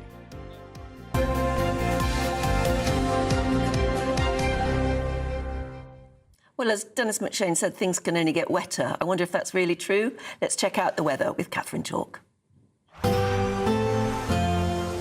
brighter outlook with Box Solar, sponsors of weather on GB News. Good morning, welcome to your GB News weather update from the Met Office. It's a case of sunshine and showers, still feeling rather cool today, but it's going to be an unsettled start for some of us on Monday. But back to this morning, there's some mixed of sunny spells, but also some showers. They're fed in from the west, they're moving their way eastwards, turning heavy at times, possibly thundery across parts of southern Scotland into northern England and central England as well. Drier further across Scotland, still with a few showers, but some brighter spells here too. We've got lighter winds around as well today, so that will help lift the temperatures just slightly, 18, possibly 19 degrees, and feeling a touch warmer in Scotland too.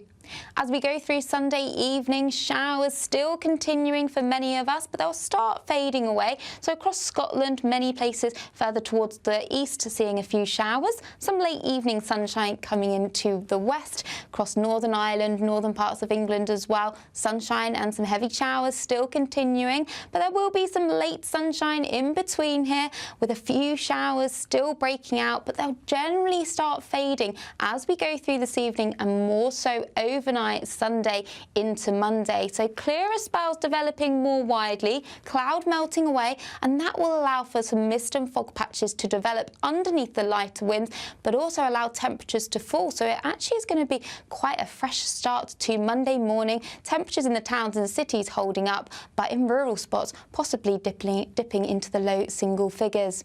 To start Monday, it's generally a fresh start, but a bright start out there for most of us.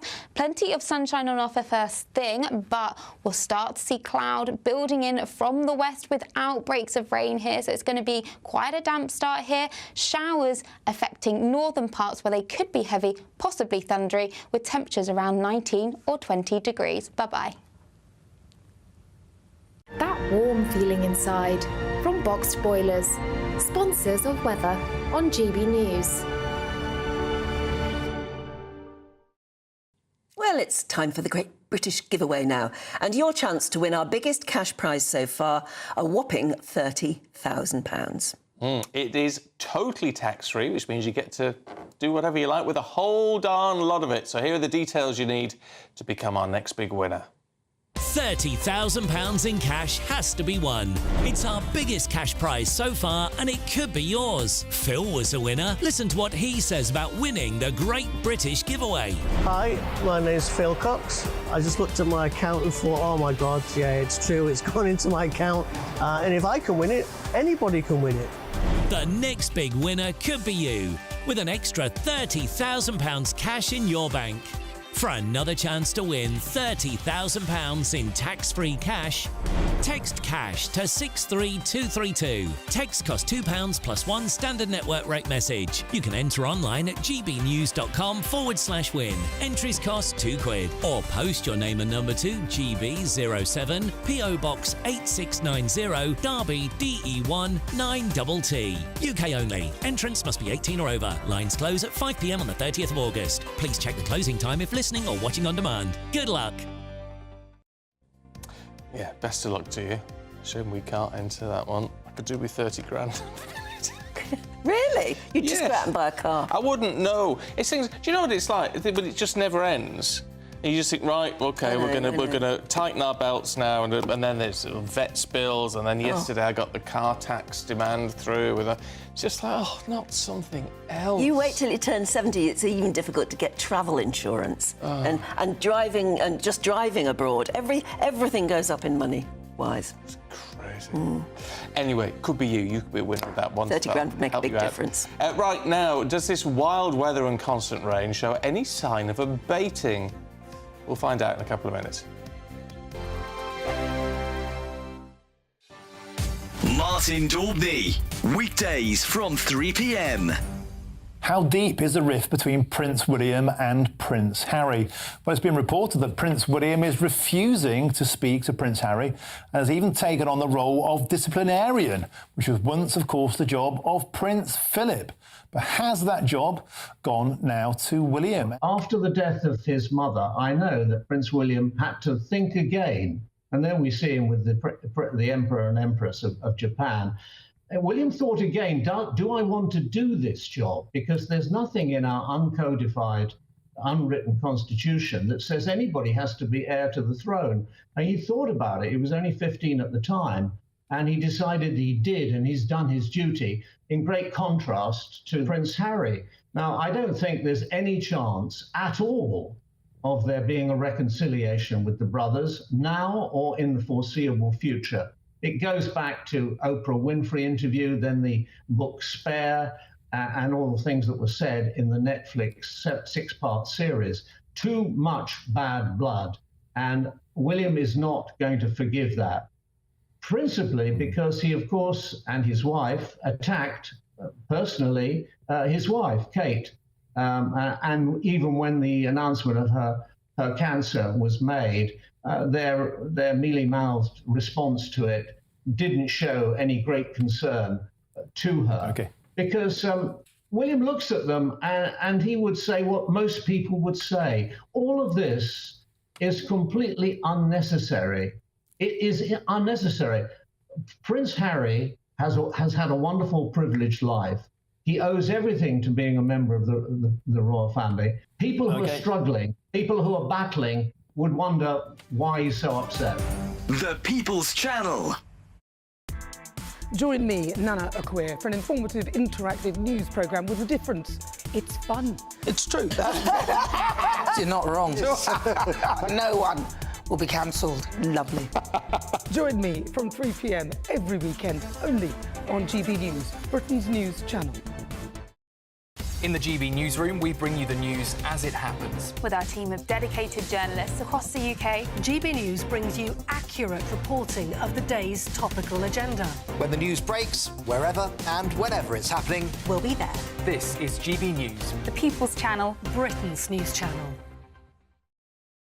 Join me, Neil Oliver, every Sunday night at 6 p.m. on GB News. And if an hour is not nearly enough for you, go to gbnews.com for special extended episodes online every Friday at 9 p.m, where we can truly get into the nitty-gritty of what's going on. GB News, Britain's news channel.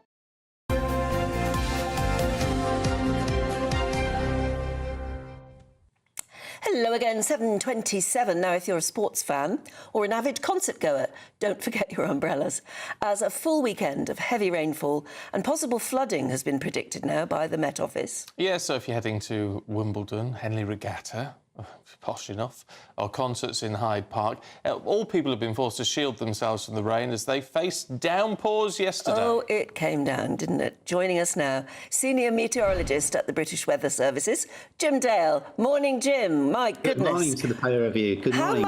How much rain has fallen in the last 24 hours? And is it ever going to stop? This is July. Yeah, well, it depends where you are, Anne, but yeah, it's a fair amount to say the least. We're stuck in a rut. You think you might have noticed. We've been there before. Remember Wimbledon and Cliff Richard coming out to sing? Because of the incessant rain that happened then. I can't quite remember when it was, but it was maybe a decade or two ago. But look, occasionally we do get into this. We've not reached the halfway mark in summer yet. That's obviously the 15th of July. And I always add on now September, because I see September as the new summer month. So I think there's plenty of time. But you're right. I think it's been a case of dodging the bullets. We go back a couple of weeks and we saw two days where we managed 30 degrees C somewhere in the UK, in the south anyway. So look, the summer's been bitty to say the least. And this is a pivotal time with Wimbledon, the Grand Prix, the golf coming up. It's very noticeable. All the events that go on, difficulty in terms of putting yourself in the right place at the right time. And as I say, weather is extremely important, as we saw in the election with Mr. Sunak coming out and getting it all wrong without an umbrella. Those umbrellas can come in very useful, as we saw. But look, there is some better news, and I'm going to say it now. I do see that we've got to go another week of what you might call changeable mixed weather, dodging those bullets again. But there is some indication of higher pressure coming in from the south, and I think that may well settle things down just in time for the second half of the summer. So no firm promises yet, but I am saying that things, as far as the charts are concerned, are indicating that things will only get better. Oh, right. Oh, there you go. I might have guessed. So we're talking, we could have a decent August. Yeah, why not? I'm a big believer in the balancing effect of Mother Nature, and because we've been through all this ropey stuff, and by the way, it's not ropey everywhere. In Europe, I'm talking about Eastern Europe, into Russia, huge heat waves there. Go across into the Americas, and today and tomorrow, I'm going to give you some temperatures now. Palm Springs expected to get to 49 degrees. Record temperatures, by the way, these. Phoenix, 47. Las Vegas, 46. And even in the Northwest Oregon area, 41 at Eugene, 37 at Portland. These are huge heat domes, if you like. We've just missed out on it. Sometimes you get that, where parts of your continent gets the really warm and the other side gets the cool and the wet. And we've been in the wrong side of that equation. But I do think things are going to change. It's going to take another week, guys, but I think we're going to get there. But yeah, I'd say rest of July, at least a good part of it, and August, hopefully will deliver. Yeah, that's what we need to hear, Jim. Yeah, I mean, one of our viewers has got in touch and said, maybe we're overdoing this because when I was a kid, says Hatter, we had awful summers and lovely summers. And actually, that's true. I remember some really awful summers in a caravan listening to the rain on the roof. Well, we're a temperate zone, and you've got to expect that. What we don't want is what happens in, for example, southern Spain. I can hear all the groans now. Yeah, I'll take some of that.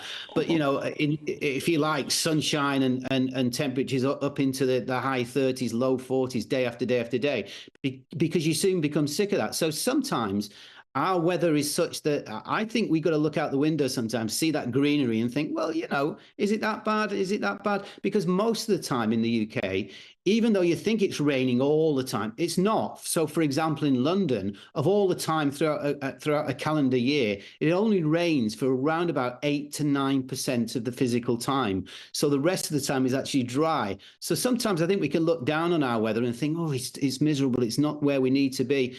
I think we'll come out of it, and I think we'll see the other side of the coin. So we'll get a bit of both this summer, and the best stuff yet to come.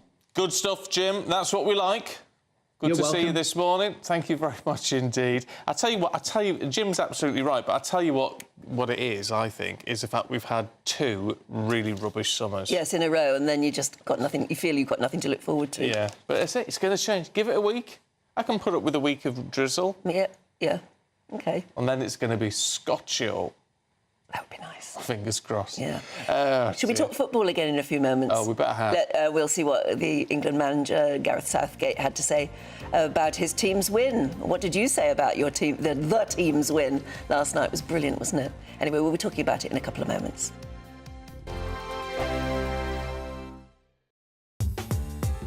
I'm Christopher Hope. From pop stars to politicians, I'll interview anybody in a pub who's got a political opinion. Join me every Friday on Spotify, Apple Podcasts, YouTube or gbnews.com, or wherever you get your podcasts. This is GB News, the People's Channel. I'm Andrew Pearce. This is GB News, the People's Channel, Britain's news channel. Hi there, I'm Michelle Jubilee and I'm going to take a second to tell you all about my show, Jubes and Co. We start off with the issues of the day. We then bring in both sides of the argument. We get rid of the disrespect. And then you throw me into the mix. And trust me, I'll tell it exactly how it is. And then, of course, the magic ingredient, you at home. We mix it all together and what have we got, in my opinion, the best debate show in town. Monday to Friday, 6 till 7 on GB News, Britain's news channel. This is GB News, Britain's news channel. In World War I, 309 men from Britain and the Commonwealth never came home because they'd been shot at dawn.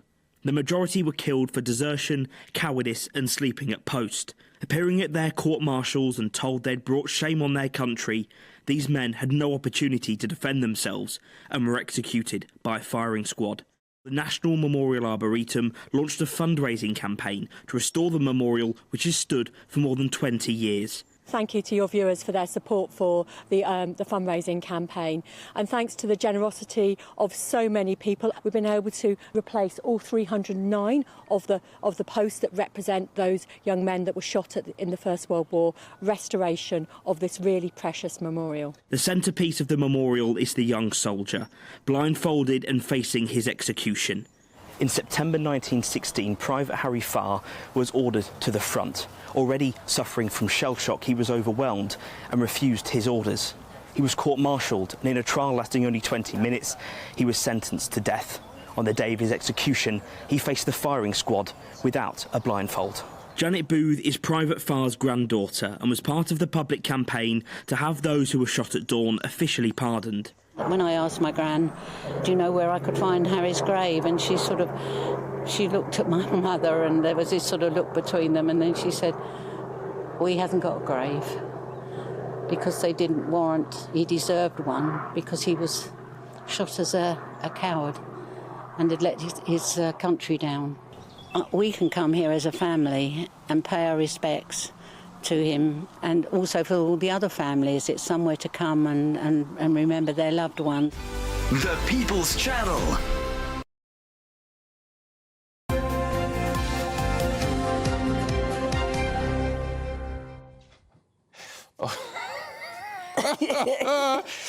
No, anyway, should we? Yeah, go on. No, someone's just messaged in saying, I don't need £30,000, so it's going about our giveaway. Because you earned $5 million or something. Yes, I'm worth $5 million. No, you see, if you get a begging note, anonymous, of course, in the next 24 hours, it'll be from me. Yeah, I mean, do you not believe everything you read on the internet? You can. There are certain sites on the internet that will tell you how much somebody's worth. Yeah. Total rubbish, as far as I know. Absolutely made up. Yeah, it's absolutely made up. Yeah. They have no idea. Only $5 million? Yeah. No. Oh, wishful thinking. They've underestimated you, haven't they? Oh, no, Yeah. I wish. You can definitely afford a new car now. Oh, can I? Lummy neck. Can't afford to take the cat to the vets at the minute. Right, Ada. I know. Well, he needs another blood test. That's another 170 quid. I know. The minute you go to lab work, it costs. Yeah. So I'm afraid he's going to have to wait next month. month. Emotions, aren't they, when it comes to pets? Yeah, and pet insurance doesn't seem to cover anything useful at all. No. And yet we all pay it, and it's a fortune. Yeah. I know, that's my... Anyway. I'm not going to grump about anything anymore. No. Right, Aidan's got the sport. Nice to see you. How you doing? Well, I'm thoroughly depressed now that I'm not worth as much as everyone thinks I am. No, I don't blame you. What about those highly paid footballers? Yeah, well, they earned their money last night. They did, didn't they? They did, and in fact, they paid the extra half an hour, and they went to penalties. And just as they played the extra half an hour. I tell you what, Bellingham looked absolutely whacked by the end of it. Yeah, he did. Well, he's another But one. he'd run the hardest and done the most work, as far as I could see. Yeah, well, again, he just won the Champions League, so he's been playing upwards of 60 matches. It matters. It matters. He's how many minutes good. they played. And when we talk about Harry Kane looking a bit jaded towards the end of last season, I think it was a calf injury towards the end of last season with Bayern Munich. But again, he went to the latter stage of the Champions League, played loads of games. He's been asked to give up his summer and play another 5 games. Well, it's going to be a 6 now, isn't it? Going into extra time, highly emotionally charged affairs. Yes, they earn big money, but it doesn't matter. You could pay him 10 times more, but the strain on his body would still be exactly the same. But Gareth Southgate, cock-a-hoop, as you can imagine, after the game last night. He has now taken England to 3 semi-finals in the last 4 years. That level of consistency hasn't been achieved ever in the history of England, although Sir Alf Ramsey did get them over the line in 1966, of course. But let's have a listen to Gareth Southgate now. We've shown the resilience that the teams that win tournaments have had for years and years. Italy, France, Spain. You know, it's not all pure football. It's other attributes that they've had, and we're showing a little bit more of that streetwise nature. So that's Gareth Southgate. Now, he's going to have more to contend with, of course, on Wednesday, because there was a match last night, which I think you stayed up and watched. I sort of did, yeah. Sort of did. Yeah. Yeah, but it was brilliant. It was. Too. It was. Yeah, it was. They underwent a stiff examination towards the end of that match, the Netherlands, or Holland, as I always call them. I did a school project on Holland about over 35 years ago. Yeah, I never mentioned Netherlands.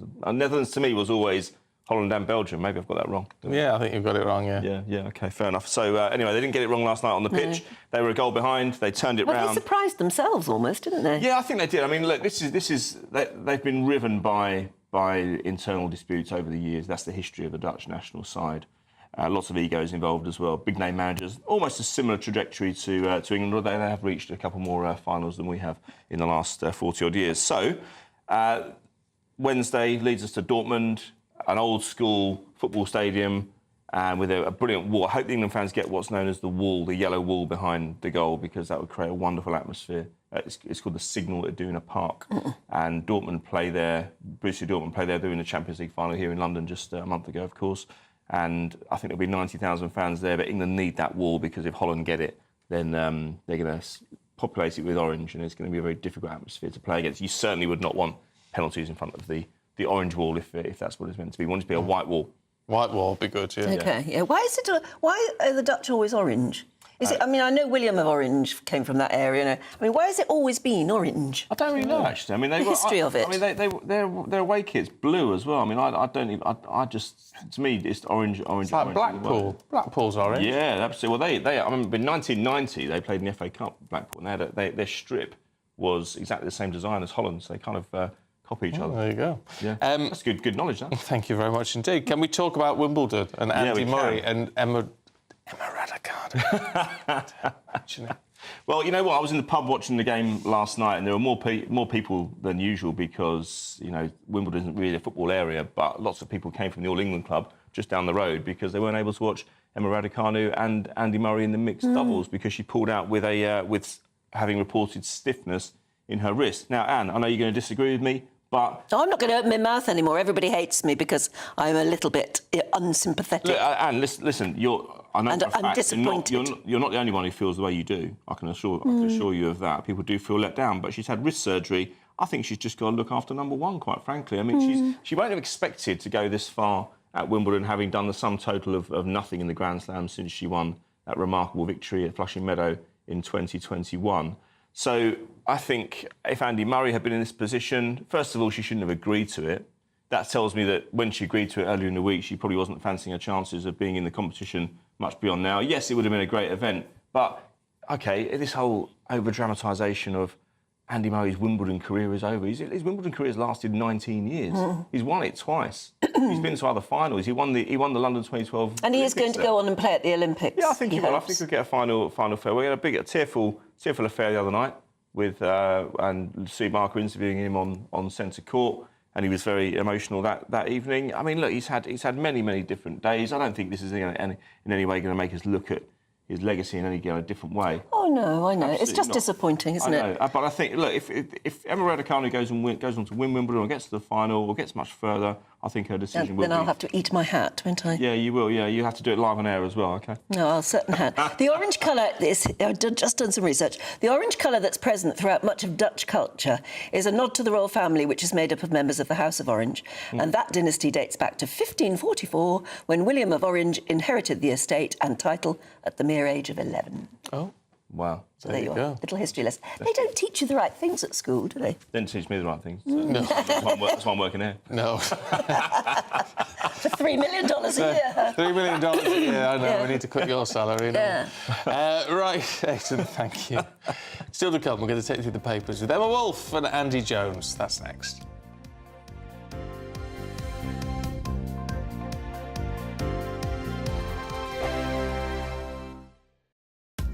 Are the newspapers getting you down? My wife didn't divorce me that month. Struggling to separate the wheat from the chaff? I know that it's a bit of a circus at the best of times.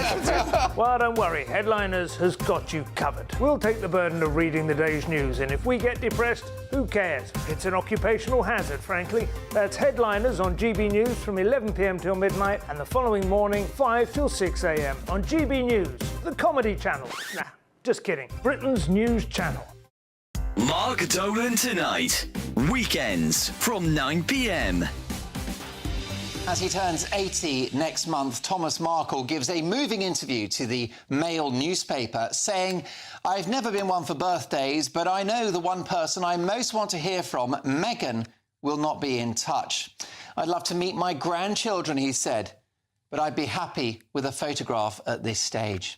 Well, for reaction to this sad story, I'm delighted to welcome US political and royal commentator Hilary Fordwich. He also added that he never thought that he'd have something in common with the king. And of course, the king doesn't know his grandchildren either. And I think that's a very sad state of affairs.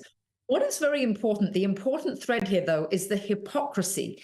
The hypocrisy of Meghan Markle claiming to care about people and all the tours they go on where they have empathy for people, and yet her very own father. And also, Mark, it really happened so fast. In 2016, she posted on Instagram that her daddy was the greatest in the world.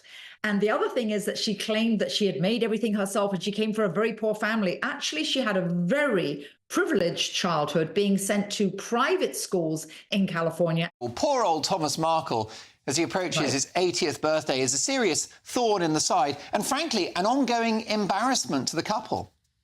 Yes, and I think that one of the things that's immensely sad is that, Meghan Markle wasn't happy to be number 2 to Princess Catherine, and now she ends up being really nothing.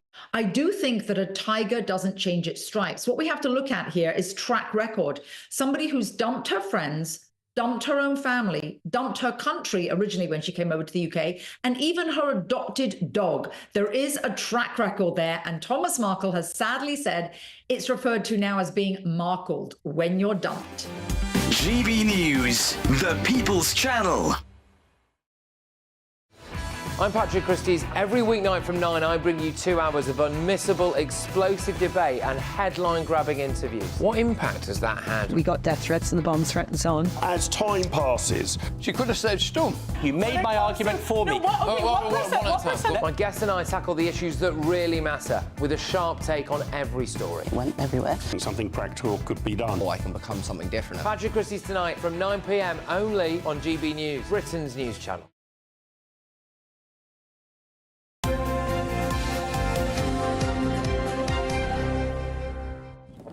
Time for the papers this morning with Emma Wolfe and Andy Jones. Morning, you two. Andy, The Observer, says it's time to deliver on promises. Keir Starmer. I wish somebody would deliver on their promises. And Keir Starmer says that it's going to be him. He says boldly, self-interest is yesterday's politics, which is a little poke at the government. But I think it's also a little poke at some of the rabble-rousers in his own party who might be sharpening their knives about all sorts of things, whether it's Gaza or gender politics or whatever, to say we're here to do the big stuff. And he's made some moves already. We talked about Alan Milburn coming back into the health service because obviously he's a big experience. Another one that we'll be talking about in a moment, because we'll talk about the prison system in a moment, is James Timpson of Timpson's Shoes coming into the prison service to help the prison service, because he's obviously someone that hires a lot of ex-cons as part of that mission. Starmer's got a lot of policies that conflict in some ways.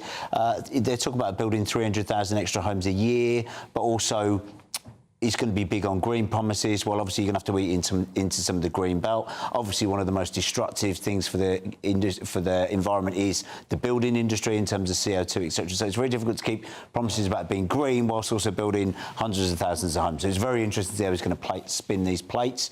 But he started early and he's yet to smash one. 48 hours into Well, yeah, it'd be a bit worrying if he'd smashed one. If he'd smashed one so far.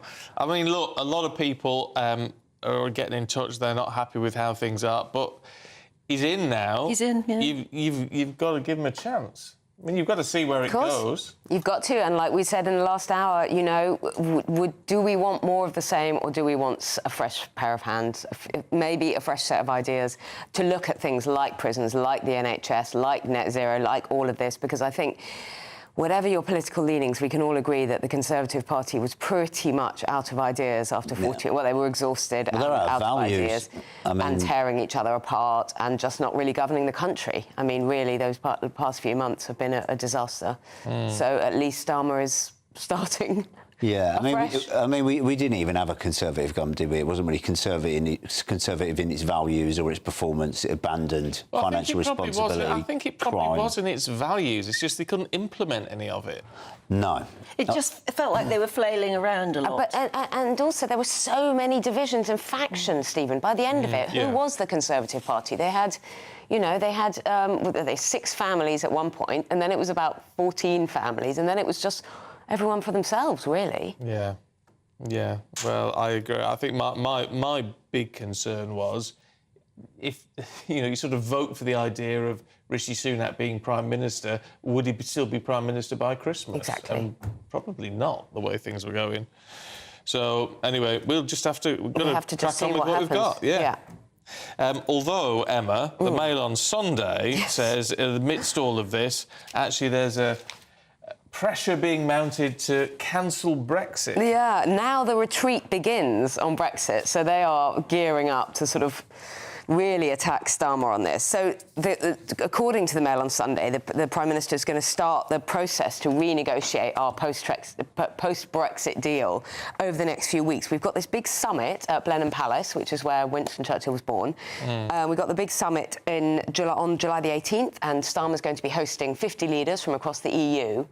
And there is some suggestion that this will be the start of a new relationship with the EU, that he will want lower trade barriers, that he will start to give way on things, so it's very funny. But I'll tell you what's interesting with this, because when I first read this about this summit happening, you think, oh, why is he having a big meeting with all the EU leaders? But Liz Truss put this in place. Yeah, exactly. Yeah, it's planned. Exactly. Like, No, this was planned. I know, I'm just setting the context. I'm just giving you the lovely Blenheim Palace detail. This isn't something that he's suddenly whipped up, get them all over here and renegotiate things. It was always organised. But it is interesting that Boris Johnson is saying, you know, we are on the road to serfdom under Starmer. People talking about taking the knee to the EU, talking about selling out on Brexit by stealth.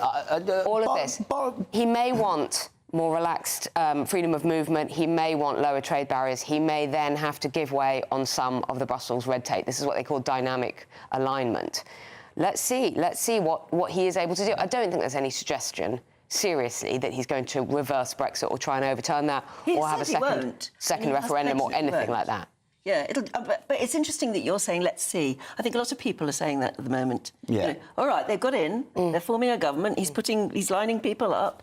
Let's see how well it... Well, we don't have any choice. I'm angry. I'm angry about the fact. I was raging here yesterday. I was raging about the fact that millions of votes have been unrepresented. I think it's a deeply undemocratic system. I think 4.1 million people voted for reform. They ended up with 5 seats. It's not fair. It's not right, blah, blah, blah. But now we just have to almost let politics do some stuff and get on with it, because... We're in a state. This country is broken. Boris Johnson boldly saying we're on the road to serfdom is quite a statement for a man who locked the country down twice. I mean, it says more about serfdom than being stuck in your own home for 2 years, I think. But look, this was a planned meeting. We do need to be speaking more to our European partners. Whatever flavour of Brexit you want, we do need to have more discussion with Europe. We do need to cut red tape, and there just needs to be a bit of a push-pull between them. Well, we're going to struggle talking to the French. Andy, if the Times Online is right, because apparently we're not learning the language. Yeah, incredibly. Oh, wow. Emma's going to do some world-class French for us in a moment, as I absolutely can't. It's quite interesting that only 7,000 A-level pupils in the UK did French in 2024, and they're struggling to get French teachers, they're struggling to get anyone to do French. It's gone down from 25,000 students doing it in 1996, 7,000 as it did now. But there's been a big shift to other subjects like psychology.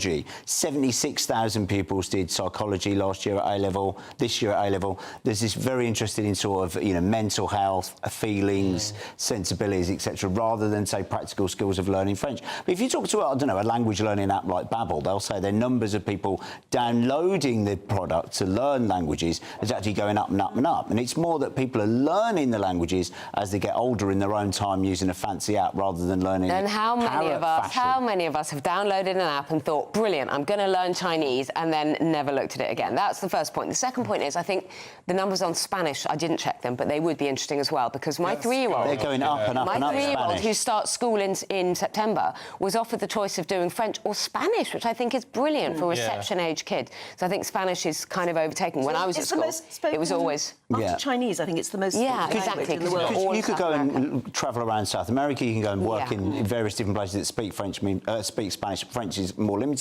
But Emma was saying, with that silly Emma story, that you did multiple trips to France and it helps you improve your French. Yeah, I mean, I was completely fluent, and not because of school learning, but because of being in the country. Right, we've got to leave it there. So just because say Babel, not Babbel. Babbel. Anyway, Babel. I'll tell you more in a bit. Here's the weather. A brighter outlook with Box Solar, sponsors of weather on GB News. Good morning, welcome to your GB News weather update from the Met Office. It's a case of sunshine and showers, still feeling rather cool today, but it's going to be an unsettled start for some of us on Monday. But back to this morning, there's some mixed of sunny spells, but also some showers. They're fed in from the west, they're moving their way eastwards, turning heavy at times, possibly thundery across parts of southern Scotland into northern England and central England as well. Drier further across Scotland, still with a few showers, but some brighter spells here too. We've got lighter winds around as well today, so that will help lift the temperatures just slightly, 18, possibly 19 degrees, and feeling a touch warmer in Scotland too. As we go through Sunday evening, showers still continuing for many of us, but they'll start fading away. So across Scotland, many places further towards the east, seeing a few showers. Some late evening sunshine coming into the west. Across Northern Ireland, northern parts of England as well. Sunshine and some heavy showers still continuing, but there will be some late sunshine in between here, with a few showers still breaking out, but they'll generally start fading as we go through this evening, and more so overnight Sunday into Monday. So clearer spells developing more widely, cloud melting away, and that will allow for some mist and fog patches to develop underneath the lighter winds, but also allow temperatures to fall. So it actually is going to be quite a fresh start to Monday morning. Temperatures in the towns and cities holding up, but in rural spots possibly dipping into the low single figures. To start Monday, it's generally a fresh start, but a bright start out there for most of us. Plenty of sunshine on offer first thing, but we'll start to see cloud building in from the west with outbreaks of rain here, so it's going to be quite a damp start here. Showers affecting northern parts where they could be heavy, possibly thundery, with temperatures around 19 or 20 degrees. Bye-bye. That warm feeling inside from Boxed Boilers, sponsors of weather on GB News. Summer could be a scorcher, with your chance to win £30,000 cash, our biggest cash prize to date. It's totally tax-free, which means you get to spend every single penny however you like. What plans would you make with an extra £30,000 cash in your bank account? Take your family on the ultimate holiday, buy that treat that's always seemed out of reach, or just put it in the bank for a later date. However you'd spend it, make sure you don't miss out. For another chance to win £30,000, £2 in tax-free cash, text cash to 63232. Text costs £2 plus one standard network rate message. You can enter online at gbnews.com/win. Entries cost £2. Or post your name and number to GB07 PO Box 8690 Derby DE1 9TT. UK only. Entrance must be 18 or over. Lines close at 5 p.m. on the 30th of August. Please check the closing time if listening or watching on demand. Good luck. I'm Christopher Hope. From pop stars to politicians, I'll interview anybody in a pub who's got a political opinion. Join me every Friday on Spotify, Apple Podcasts, YouTube or gbnews.com, or wherever you get your podcasts. This is GB News, the People's Channel. Sunday nights on GB News. From 6, Neil Oliver. At 7, it's Free Speech Nation with Andrew Doyle. At 9, Mark Dolan. And at 11, get set for the week ahead with headliners. Tomorrow's papers tonight. GB News, the People's Channel, Britain's news channel. If you want your news to be straight talking... This is the nightmare for the Conservatives again. Down to earth. It's not just Nottingham where this is happening, is it? And most importantly, honest. Hard-working, middle-class taxpayers, they'll get their book thrown at them. Then catch me, Martin Daubney, Monday to Friday, 3 till 6 p.m. on GB News, Britain's news channel. Good afternoon, Britain. Your lunchtime update on the stories that matter across the UK. From breaking news and insightful analysis, inspiring stories and lively debates. You're comparing yourself to a former Prime Minister. Which is it? Stay informed, stay updated, stay entertained. I just don't know how anyone would not want to be there. Every weekday from midday. We are Good Afternoon Britain, only on GB News. Britain's news channel. Hi there, I'm Michelle Jubilee and I'm going to take a second to tell you all about my show, Jubes and Co. We start off with the issues of the day. We then bring in both sides of the argument. We get rid of the disrespect. And then you throw me into the mix. And trust me, I'll tell it exactly how it is. And then, of course, the magic ingredient, you at home. We mix it all together and what have we got, in my opinion, the best debate show in town. Monday to Friday, 6 till 7 on GB News, Britain's news channel.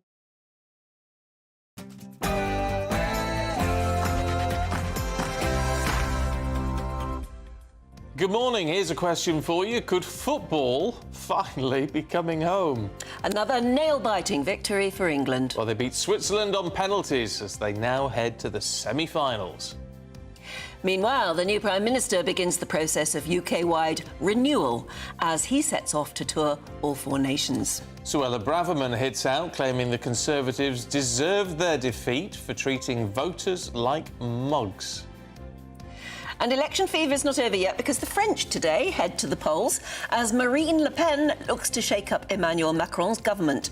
Is that a French revolution? It was another white-knuckle ride for the Three Lions, but it's the result that matters at the end of the day. As Stephen said, England won through to the Euro 2024 semi-finals with a penalty shootout victory over Switzerland last night. We'll have all the reaction throughout the morning, both at home and live from Dusseldorf. You might still need that umbrella out there today. It's a case of sunny spells and scattered showers, and not too warm either. I'll have all the details coming up. It's just gone 8 o'clock. I'm Stephen Dixon. And I'm Anne Diamond, and this is GB News Breakfast.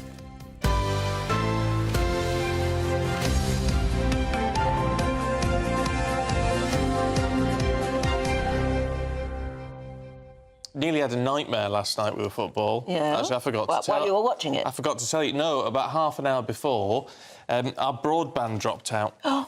The broadband dropped out and we haven't got... So we rang BT and... you actually get hold of someone? Well, oh, yeah, there's someone. But they... So we managed to bodge it, basically. But they were saying, well, can't you just watch it on... Have you got a TV aerial? It's like, what? no. Who's got a TV aerial nowadays? Do you have a satellite dish? No. Oh, well, I don't know. Oh, go. Have you got a neighbour? Go and watch it. It was basically... You got a coat hanger? Yes, that's right. There's a way you can hijack someone else's internet. What, they would say... Well, they wouldn't tell you how to do that. Oh, yeah, no, they do. No, it's part of the deal. It's part of the deal. So a bit of... Hope your neighbour knows if your neighbours have the right type of internet, you can hijack a bit of it, and they give you a voucher code so you can log on. So it's all perfectly legal. Right, hope so. But that's what you've got to do. That's what I'd go and do is beg at the neighbours, because you know how you're searching for Wi-Fi. Theirs comes up every so often. Yes. Yeah, I hope interesting they some would of the let names me. they call it, isn't it? Oh, Yes, that's right. Yes. But say half an hour before it was due to start, It's a nasty moment. I had a very unhappy husband. And you know how you said at half-time you went and did the dishwasher or something? Apparently the National Grid has to always know about half-times, commercial breaks and things like that, because that, when there's a huge match on or something like that, it would actually completely stop the grid if the grid weren't absolutely aware of it. Well, and I they had have to be 18 million last night for a TV audience. 18 million? Yeah, in the current era, when TV audiences are slightly lower than they have been historically over the last So the National Grid guys have to be wary of the fact that at some point 18 million people are going to go and switch the kettle on. Yes. And that can really cause a problem. Yeah, I know. What did you... Well, to the nitty-gritty, Aidan, what did you make of the match? I thought it was a slight improvement in terms of performance. I still felt it was slightly laboured when they got to the final third. I felt it was a little bit pedestrian still. I still think Harry Kane... They were a bit pacier, though. A little bit, yeah. I mean, the formation helped. I thought they had more width because they played three at the back and they had wing-backs, and there was a bit more balance to the side. But still, Harry Kane looks as if he's carrying a trailer to me in that penalty area. The movement he wasn't what we expected of him. He missed the last 3 games of last season with a slight injury. I mean, he reportedly isn't carrying an injury in this tournament. That's the official line from the FA. He looked worn out, didn't he, as well? He does. But when they substituted and they brought those other 3 players on, suddenly there was a dynamism to them again. Yes, it lifted the whole side. You can, for the first time, I think you can bring on 5. Well, I think they might have done it last tournament because of COVID, but you can now bring on 5 substitutes. But once you've got rid of somebody, you can't bring them back on for the penalties. You can't. No. I was asked that last night. Yeah. You can't. Someone asked me a few years ago, if your man gets sent off, what's the problem? Why you bring someone else on? No, it was low. But listen, there was some redemption last night for Bukayo Saka. He missed as a very young man 3 years ago in the Euro 2020 final, which was played in 2021 against Italy. Let's have a listen to what he had to say last night after the game. You can fail once, but you have a choice whether you put yourself in that position or not again. And I'm a guy who's going to put myself in that position. And I believed in myself. And when I saw the ball hit the net, I was a very happy man. Interesting about that he volunteered to step up. We've had players in the past in tournaments who hid away. We never found out who they were. We kind of guessed they hid away from the penalties. Yeah, some of the papers this morning are saying there was one person who backed off the idea of penalties. Yeah, possibly last night, but it used to be a bigger problem. You used to see players turning their back, and that's not what you're the manager. You're looking around for players to step up. I guess they just they don't want to be talking about it. They don't want to be missing and then talking about it 25 years later, which is what Gareth Southgate did. Well, that's right. Yeah. Remember, his mum was asked. She was doorstep the next day. Said, your son, you missed the penalty. He goes, he should have thumped it, shouldn't he? Which was protecting herself there. But he's obviously, for the last 20-odd years, he's just borne that as a real burden. I went to see Dear England on stage back in January, and it was about his psychological treatment or therapy he's had to try and move. She said, you're still stuck on that spot in 1996. I can't help thinking that that's carried into his management career. He's trying to make up for that. He's trying to really... Was it the penalty that lost us the Euros, match? 20 in semi-final against Germany, Well, look, it's not necessarily about the journey, it's about the destination, and we've made it through to the semi-finals. Jack Carson's in Dusseldorf, where he went through the whole roller coaster of emotions last night, I guess, Jack. Well, I've not got any fingernails left on my hands this morning. I'm not sure many other fans, really, that were here watching the game in Dusseldorf have either. I mean, there was only around 10,000 or just under tickets officially available for England fans, but tens of thousands still turned up to this city. We're in the old part of Dusseldorf, the old part of the town. I mean, when you came to us a couple of hours ago, this street was an absolute mess, but the job that they have done already in a couple of hours to clean this place up is really quite fantastic, because, there's a bit of a mess left behind, but then I guess that's what you get when England get to a semi-final. The third semi-final they've made of a major tournament in the last 4 attempts. That's a pretty great achievement from Gareth Southgate. I mean, all throughout the game, you know, as you were just saying there, we played better the first half an hour especially. You know, Saka was getting in behind. That back three certainly worked for us, being able to match the Swiss, who we know were so well organised. But the chances just wouldn't come, you know, there were few and far between in that first half, and there was still some frustration, some nerves, but of course the penalty shootout, I mean, that was where all the fingernails had gone by that point. But take a look at some of the reaction from the England fans here, and myself, of course, with that penalty shootout and England getting through to the semi-finals. Come on, England!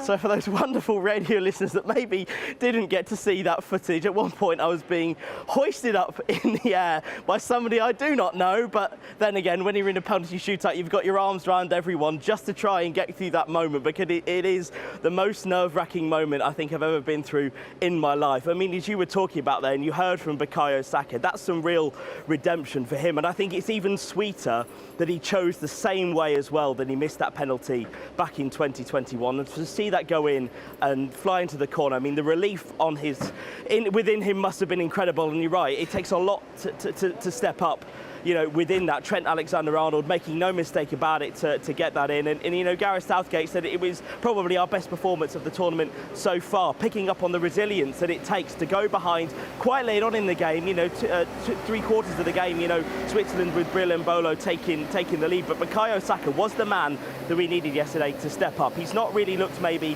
his best all of this major tournament so far, but just like we got that moment of brilliance from Jude Bellingham, of course, to get us through to the quarterfinals. We have another personal, individual moment of brilliance from Bukayo Saka to get us through to the semi-finals. Looking ahead now, of course, we head to Dortmund on Wednesday to face the Netherlands. That will probably be the toughest game that we have faced so far in this tournament. There's certainly a better side, but as the street cleaners continue to clean up here and the fans of England leave Dusseldorf ready for that semi-final, could it really, finally, once again, be coming home? Jack, don't say it. No. Don't say it, Jack. Thanks very much indeed. It's not the thing to say. No, it's just, I mean, I touch wood, except I don't know whether there is any here. No. Yes, I think there's wood. Yeah. It's MDF. It would just, wouldn't that be wonderful? Is it MDF? That's wood. Is it? Yeah. Oh, I don't know. Sort. Yeah. Oh, I don't know. It's little tiny bits of wood all glued together. And then heat compressed, isn't it? Oh, I see. Oh, there you go. Right, well, we'll keep you up to date with that. Aidan, thank you. You're going to be back with the rest of the sport a little bit later on. But let's turn our attention to politics, should we? Yes, because the new Prime Minister has hit the running boards this weekend, today. What do I mean, hit the running? Hit the ground running. That's it, hit the ground running. He's set off to visit devolved governments in Scotland, Northern Ireland and Wales. Well, it comes as he puts the finishing touches to his cabinet. Yesterday evening, he appointed two leading figures of the Blair and Brown years in terms of Jackie Smith and Douglas Alexander, who's actually been re-elected as an MP in Scotland. Yeah, and as the Conservatives, of course, though, begin to lick their wounds from Thursday's wipeout, Suella Braverman has become the first to lead, you could call it a post-mortem, or you could call it a bid to make herself a candidate for leadership. Yes, I think so. Writing in the Sunday Telegraph today, she said the Conservatives deserved to lose, and she accused Rishi Sunak of pursuing an idiotic strategy which treated voters like mugs. Should we go down to Downing Street now? GB News' political correspondent Olivia Utley is there. Morning, Olivia. My goodness. Let's look at Suella Braverman first, because she's like the first out of the gate, isn't she? What is she trying to say and do when she was actually part of the government that she's calling treated people like mugs? She was part of that government, but definitely she is now the first out of the gate. It feels as though the fight is on for the heart and soul of the Conservative Party. Suella Braverman definitely sounds like she is making a bid for the leadership, and the platform it sounds as though she will be standing on is a platform to take back those voters who went over to Reform. The Conservatives lost 250 seats, and in 166 of those, the Reform vote was bigger than the Conservative majority. majority. So if the reform vote had all gone over to the Conservatives, and Suella Braverman thinks that could be possible next time round if the Conservatives take a much tougher line on immigration, then the Conservatives would have won 290 seats.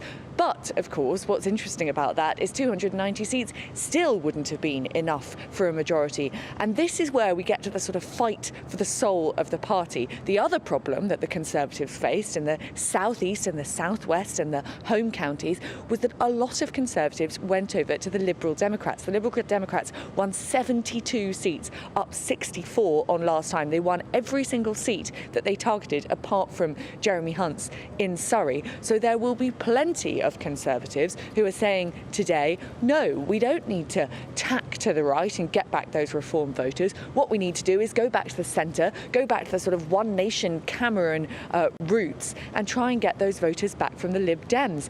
Now, which way will the Conservative Party go?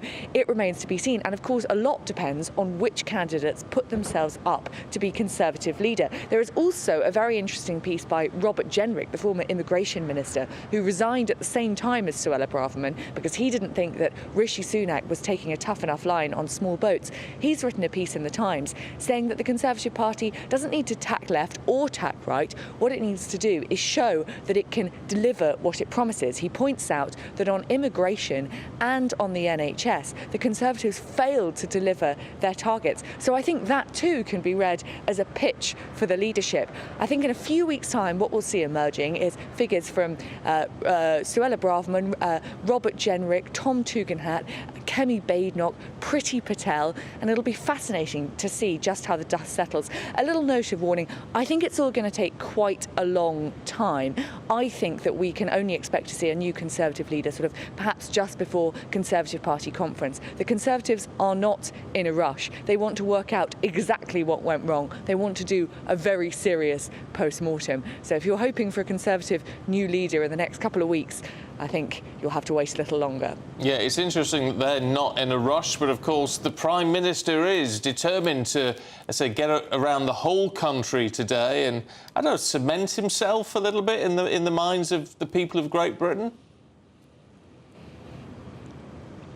Absolutely. I mean, one minor problem for Keir Starmer on the campaign trail was that for quite a lot of the campaign, Labour was polling much higher than Keir Starmer himself. In fact, there was quite a lot of apathy towards what is now our new Prime Minister. Keir Starmer wants to turn that all around. He's on a whistle-stop tour of the whole of the UK. He's in Scotland today. He's in Wales and Northern Ireland tomorrow. I think you're right, Stephen. Part of that is just that he wants to get his face out there.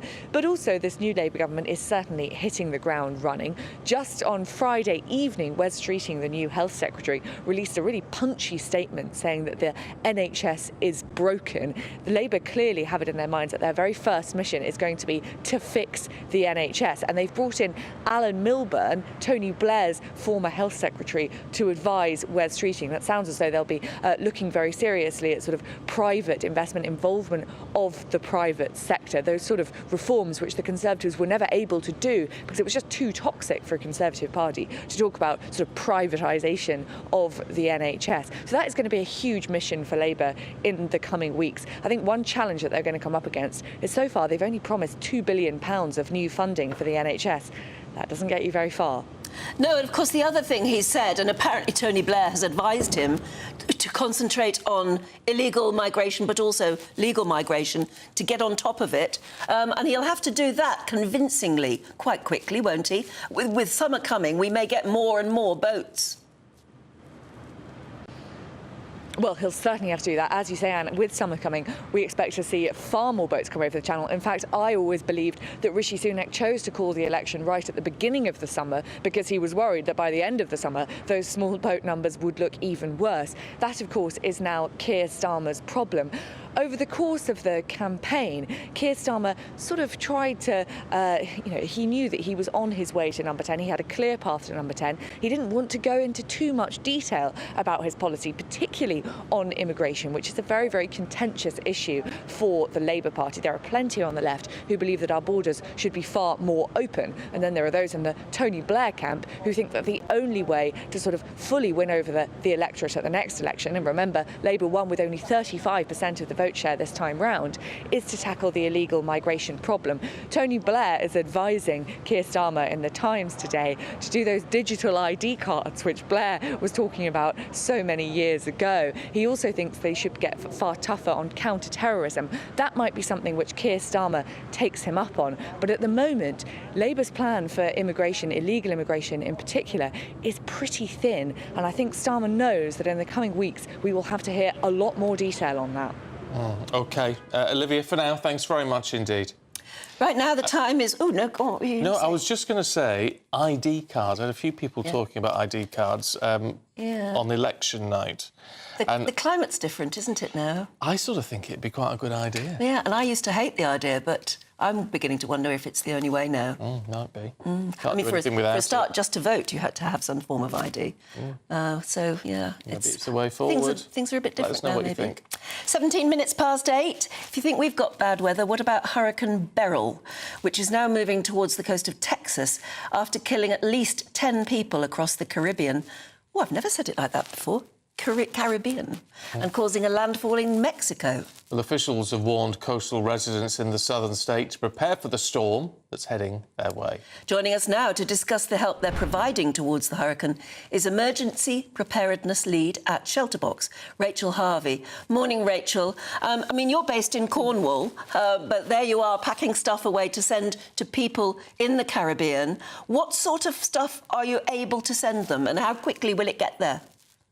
Well, the good news is we've actually tried to get on the front foot a bit, and we already have stocks in Panama. So not exactly in the Caribbean, but at least in the region, which means it should take a little less time than perhaps if we were starting from. We actually hold very little of our stocks at all, if any, in Cornwall these days. We try to pre-position in strategic hubs around the world, trying to anticipate where we think it might be needed. So fingers crossed, once we work out what's needed where and by whom, we should be able to move pretty quickly. We have an assessment team going out in the next day or so. They will initially go to Barbados because Barbados is being used as a coordination hub. It was itself hit by Hurricane Beryl, of course, but the damage there was not as bad as some other islands. So it makes sense to use that as a base. It's the other smaller islands in St. Vincent, the Grenadines and Grenada that have been really badly battered. And as you say, then the storm moved up through the southern coast of Jamaica, the Yucatan Peninsula of Mexico, and is now, still as a Hurricane Category 1 storm, is now battering the coast of Texas. So it really has caused a lot of damage across a really wide area. You've worked in the region before, haven't you?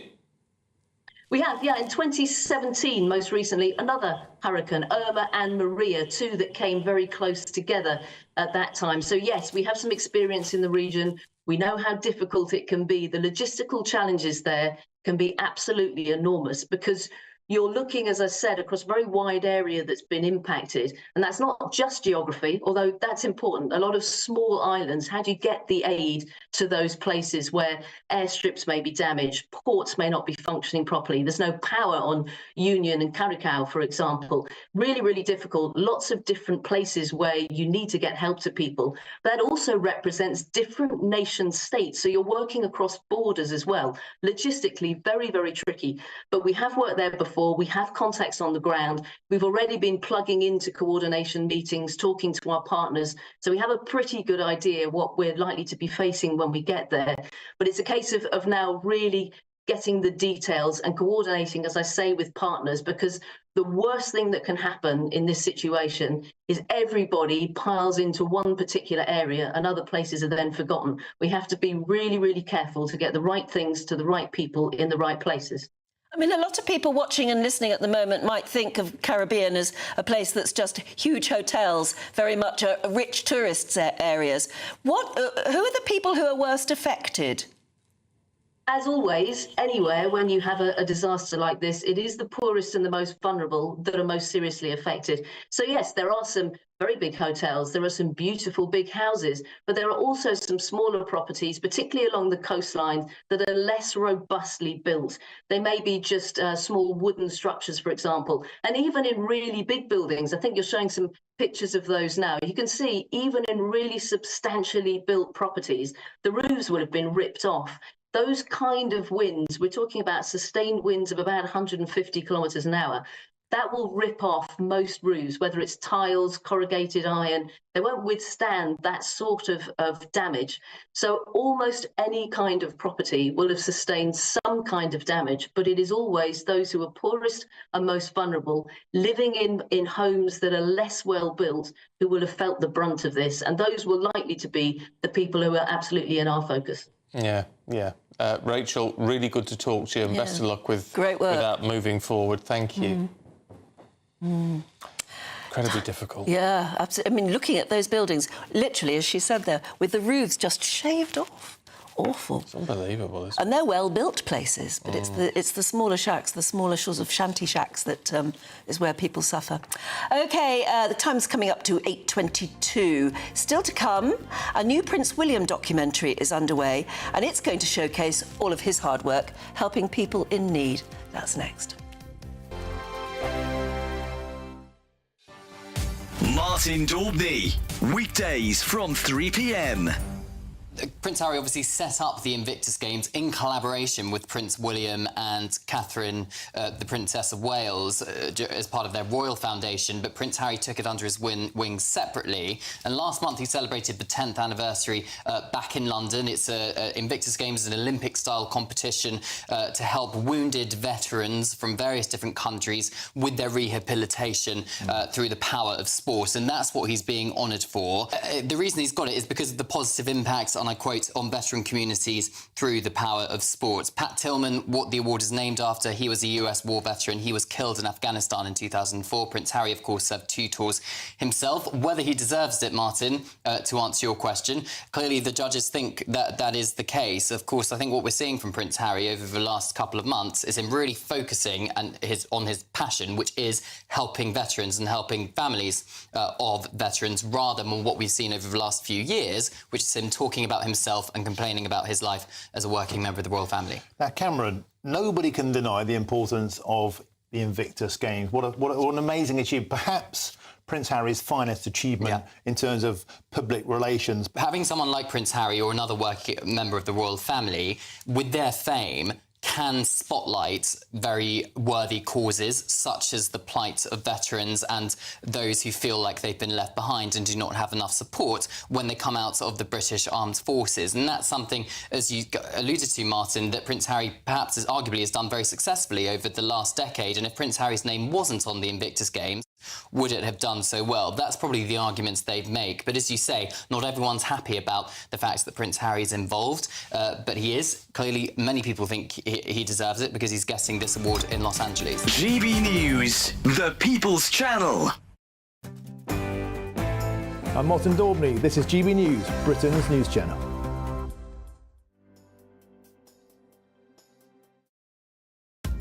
Are the newspapers getting you down? My wife didn't divorce me that month. Struggling to separate the wheat from the chaff? I know that it's a bit of a circus at the best of times. Well, don't worry. Headliners has got you covered. We'll take the burden of reading the day's news, and if we get depressed, who cares? It's an occupational hazard, frankly. That's Headliners on GB News from 11 p.m. till midnight, and the following morning, 5 till 6 a.m. on GB News, the comedy channel. Nah, just kidding. Britain's news channel. I'm Simon Evans, and this is GB News, Britain's news channel.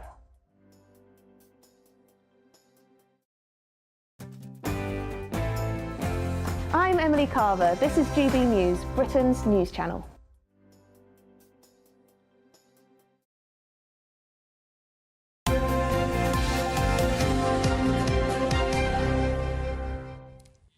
Time for the Great British Giveaway now. Your chance to win our biggest cash prize so far. It is an incredible £30,000. And it's great because it's totally tax-free, which means you get the lot to do with whatever you like. Here are all the details you'll need for a chance to become our next winner. Summer could be a scorcher, with your chance to win £30,000 cash, our biggest cash prize to date. It's totally tax-free, which means you get to spend every single penny however you like. What plans would you make with an extra £30,000 cash in your bank account? Take your family on the ultimate holiday, buy that treat that's always seemed out of reach, or just put it in the bank for a later date. However you'd spend it, make sure you don't miss out. For another chance to win £30,000 £2 in tax-free cash, text cash to 63232. Text costs £2 plus one standard network rate message. You can enter online at gbnews.com/win. Entries cost £2 or post your name and number to GB07 PO Box 8690 Derby DE1 9TT. UK only. Entrance must be 18 or over. Lines close at 5 p.m. on the 30th of August. Please check the closing time if listening or watching on demand. Good luck. Good luck indeed. Yes, 8:27.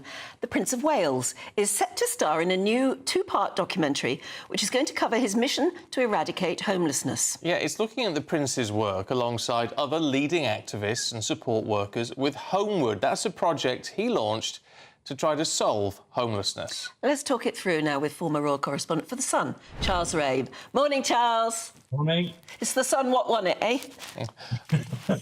Maybe not this time. Congratulations. No, this is fascinating. Prince William wants to make his mark as Prince of Wales, much as his father did with the Prince's Trust. This time he's set his sights on homelessness, and he's going to try and actually do something about it, which hopefully we'll be able to see in this upcoming documentary.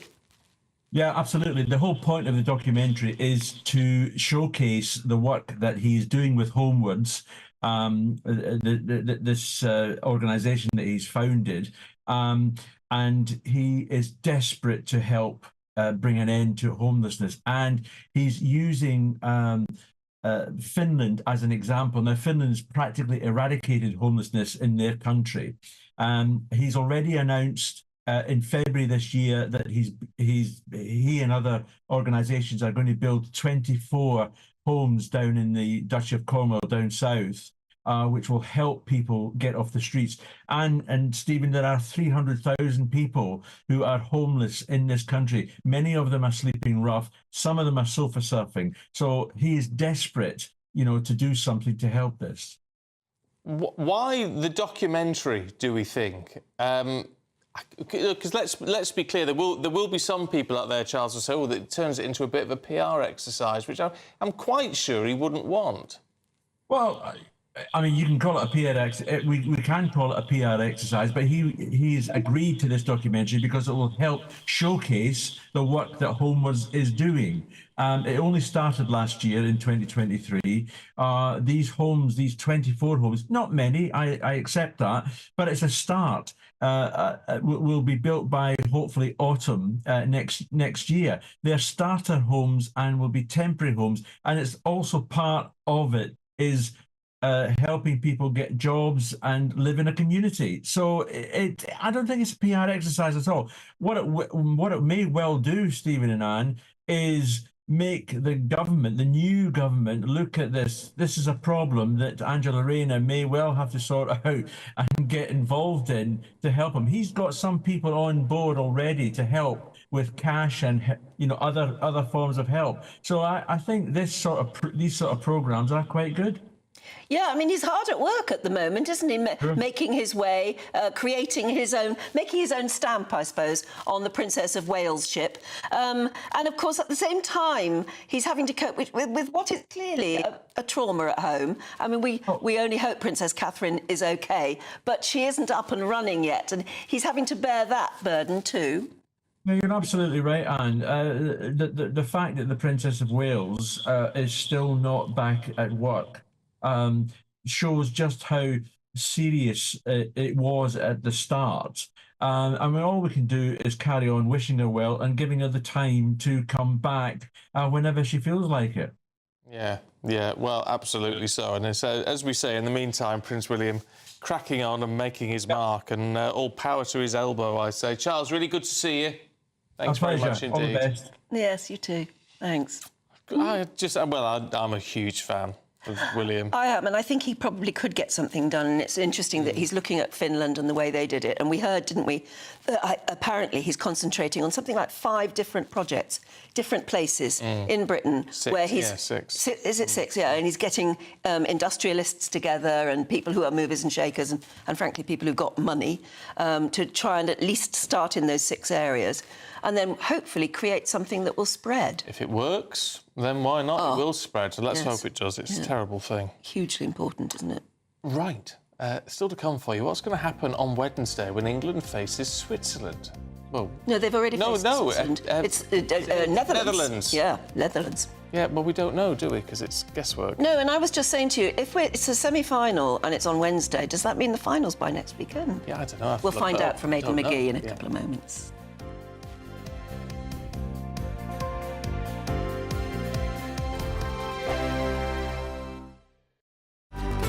Good afternoon, Britain. Your lunchtime update on the stories that matter across the UK. From breaking news and insightful analysis, inspiring stories and lively debates. Are you comparing yourself to a former Prime Minister? Which is it? Stay informed, stay updated, stay entertained. I just don't know how anyone would not want to be there. Every weekday from midday. We are Good Afternoon Britain, only on GB News. Britain's news channel. I'm Patrick Christys. This is GB News, the People's Channel, Britain's news channel. Hi there, I'm Michelle Jubilee, and I'm going to take a second to tell you all about my show, Jubilee and Co. We start off with the issues of the day. We then bring in both sides of the argument. We get rid of the disrespect, and then you throw me into the mix. And trust me, I'll tell it exactly how it is. And then, of course, the magic ingredient, you at home. We mix it all together, and what have we got? In my opinion, the best debate show in town. Monday to Friday, 6 till 7 on GB News, Britain's news channel. Join me, Neil Oliver, every Sunday night at 6 p.m. on GB News. And if an hour is not nearly enough for you, go to gbnews.com for special extended episodes online every Friday at 9 p.m, where we can truly get into the nitty-gritty of what's going on. GB News, Britain's news channel. I'm Tom Harwood. This is GB News, Britain's news channel. In the GB newsroom, we bring you the news as it happens. With our team of dedicated journalists across the UK, GB News brings you accurate reporting of the day's topical agenda. When the news breaks, wherever and whenever it's happening, we'll be there. This is GB News, the People's Channel, Britain's news channel. We're proud to be GB News, the People's Channel, and as you know, we always love to hear your views. Now, there's a new way of getting in touch with us at gbnews.com/yoursay. By commenting, you can be part of a live conversation and join our GB News community. You can even talk to me, Bev Turner, or any of the members of the GB News family. I'm Arlene Foster on GB News, Britain's news channel.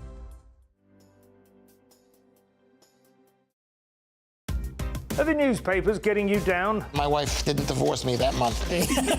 Struggling to separate the wheat from the chaff? I know that it's a bit of a circus at the best of times. Well, don't worry. Headliners has got you covered. We'll take the burden of reading the day's news, and if we get depressed, who cares? It's an occupational hazard, frankly. That's Headliners on GB News from 11 p.m. till midnight, and the following morning, 5 till 6 a.m. on GB News, the comedy channel. Nah, just kidding. Britain's news channel.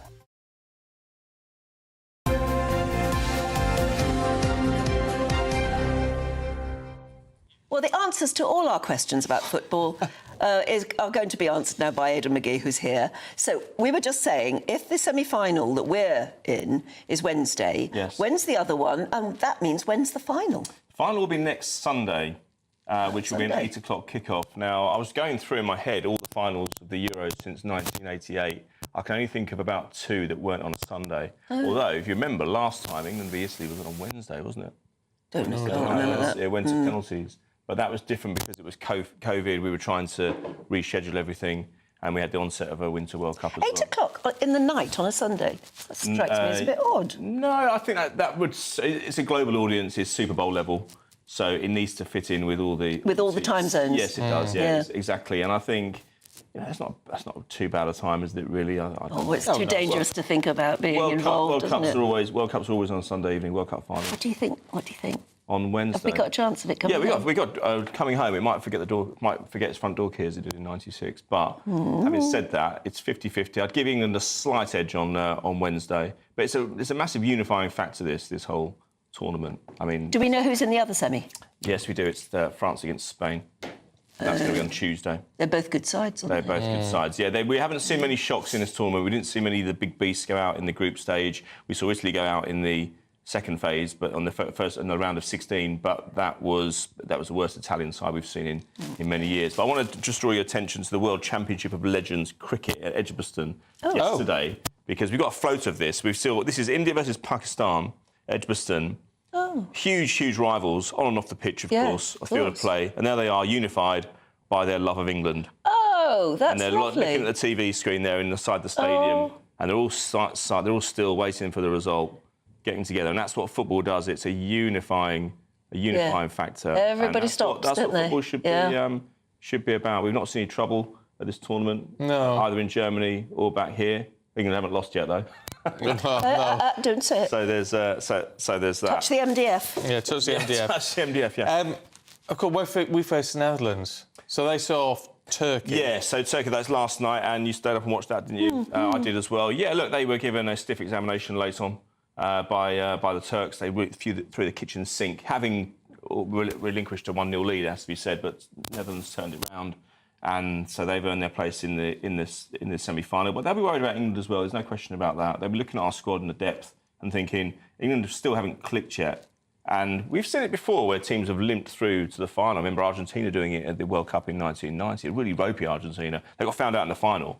But Italy in the World Cup of '94, Greece won it. They stunk the place out in 2004 in Portugal. They went and won the thing. And they were so negative, but they won it. They had a game plan, they stuck to what they knew they were good at, and they executed it. And it happens a lot in sport. It's not always about entertaining everybody. But we should just hear from Gareth Southgate as well last night, because he had some reflections on the game, as you'd expect. Oh, it's Saka, is it? OK, we'll listen to Saka then, because he had some redemption last night. Oh, he was an absolute star. Penalty, yeah, let's hear from him. You can fail once, but you have a choice whether you put yourself in that position or not again. And, I'm a guy who's going to put myself in that position. And, I believed in myself. And, when I saw the ball hit the net, I was a very happy man.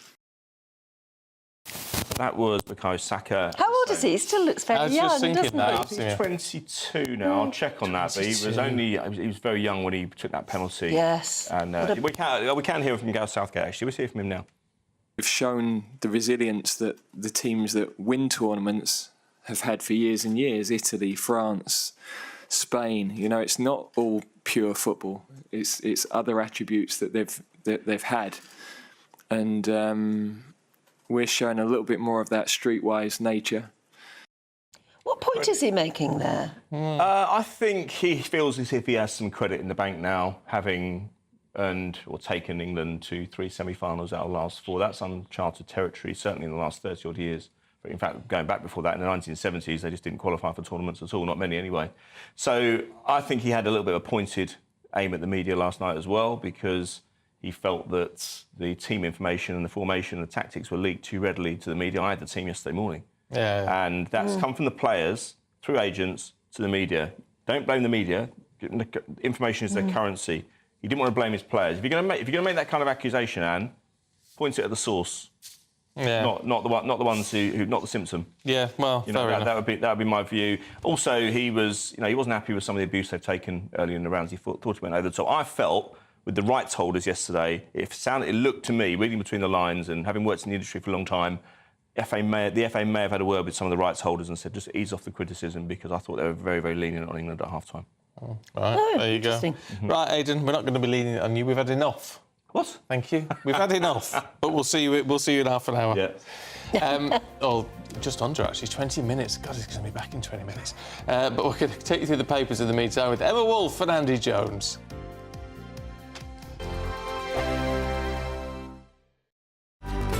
Good afternoon, Britain. Your lunchtime update on the stories that matter across the UK. From breaking news and insightful analysis, inspiring stories and lively debates. Are you comparing yourself to a former Prime Minister? Which is it? Stay informed, stay updated, stay entertained. I just don't know how anyone would not want to be there. Every weekday from midday. We are Good Afternoon Britain, only on GB News. Britain's news channel. This is GB News, Britain's news channel.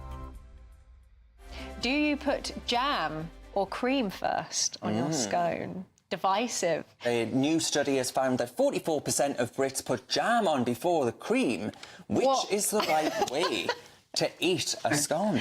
In my opinion, definitely jam first, but I have to say, do you know what? As long as you enjoy it and it's delicious, and you've got nice scone, nice jam, amazing clotted cream, who cares? Paul, why the jam first?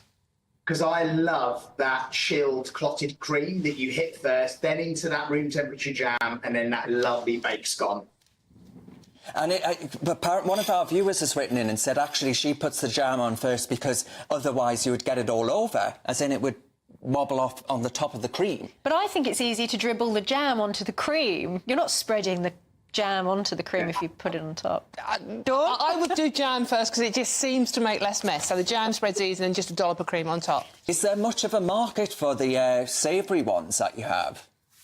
Yeah. You know, like when you're frying onions for a hot dog, like bare ground onions, fold that through your scone mix, bake your scones, so you've got this lovely kind of like roasted onion scone mix. Into it. Braised beef, clotted cream, horseradish and watercress. Oh, my word. Absolutely incredible. Well, you're very adventurous, Paul, very adventurous. Yes. But think of it, you know, like when you make beef stew and you put those scones, drop scones on top, like a beef cobbler. Yeah. It's that inspiration. Well, I would call it like a dumpling. Paul, do you think very quickly, do you think these will become a classic? Yeah, 100%. Absolutely. Because I think there's just so much more to clotted cream, scones than just the traditional cream tea. GB News, the People's Channel. Hi there, I'm Michelle Jubilee, and I'm going to take a second to tell you all about my show, Jubes and Co. We start off with the issues of the day. We then bring in both sides of the argument. We get rid of the disrespect, and then you throw me into the mix. And trust me, I'll tell it exactly how it is. And then, of course, the magic ingredient, you at home. We mix it all together, and what have we got? In my opinion, the best debate show in town. Monday to Friday, 6 till 7 on GB News, Britain's news channel.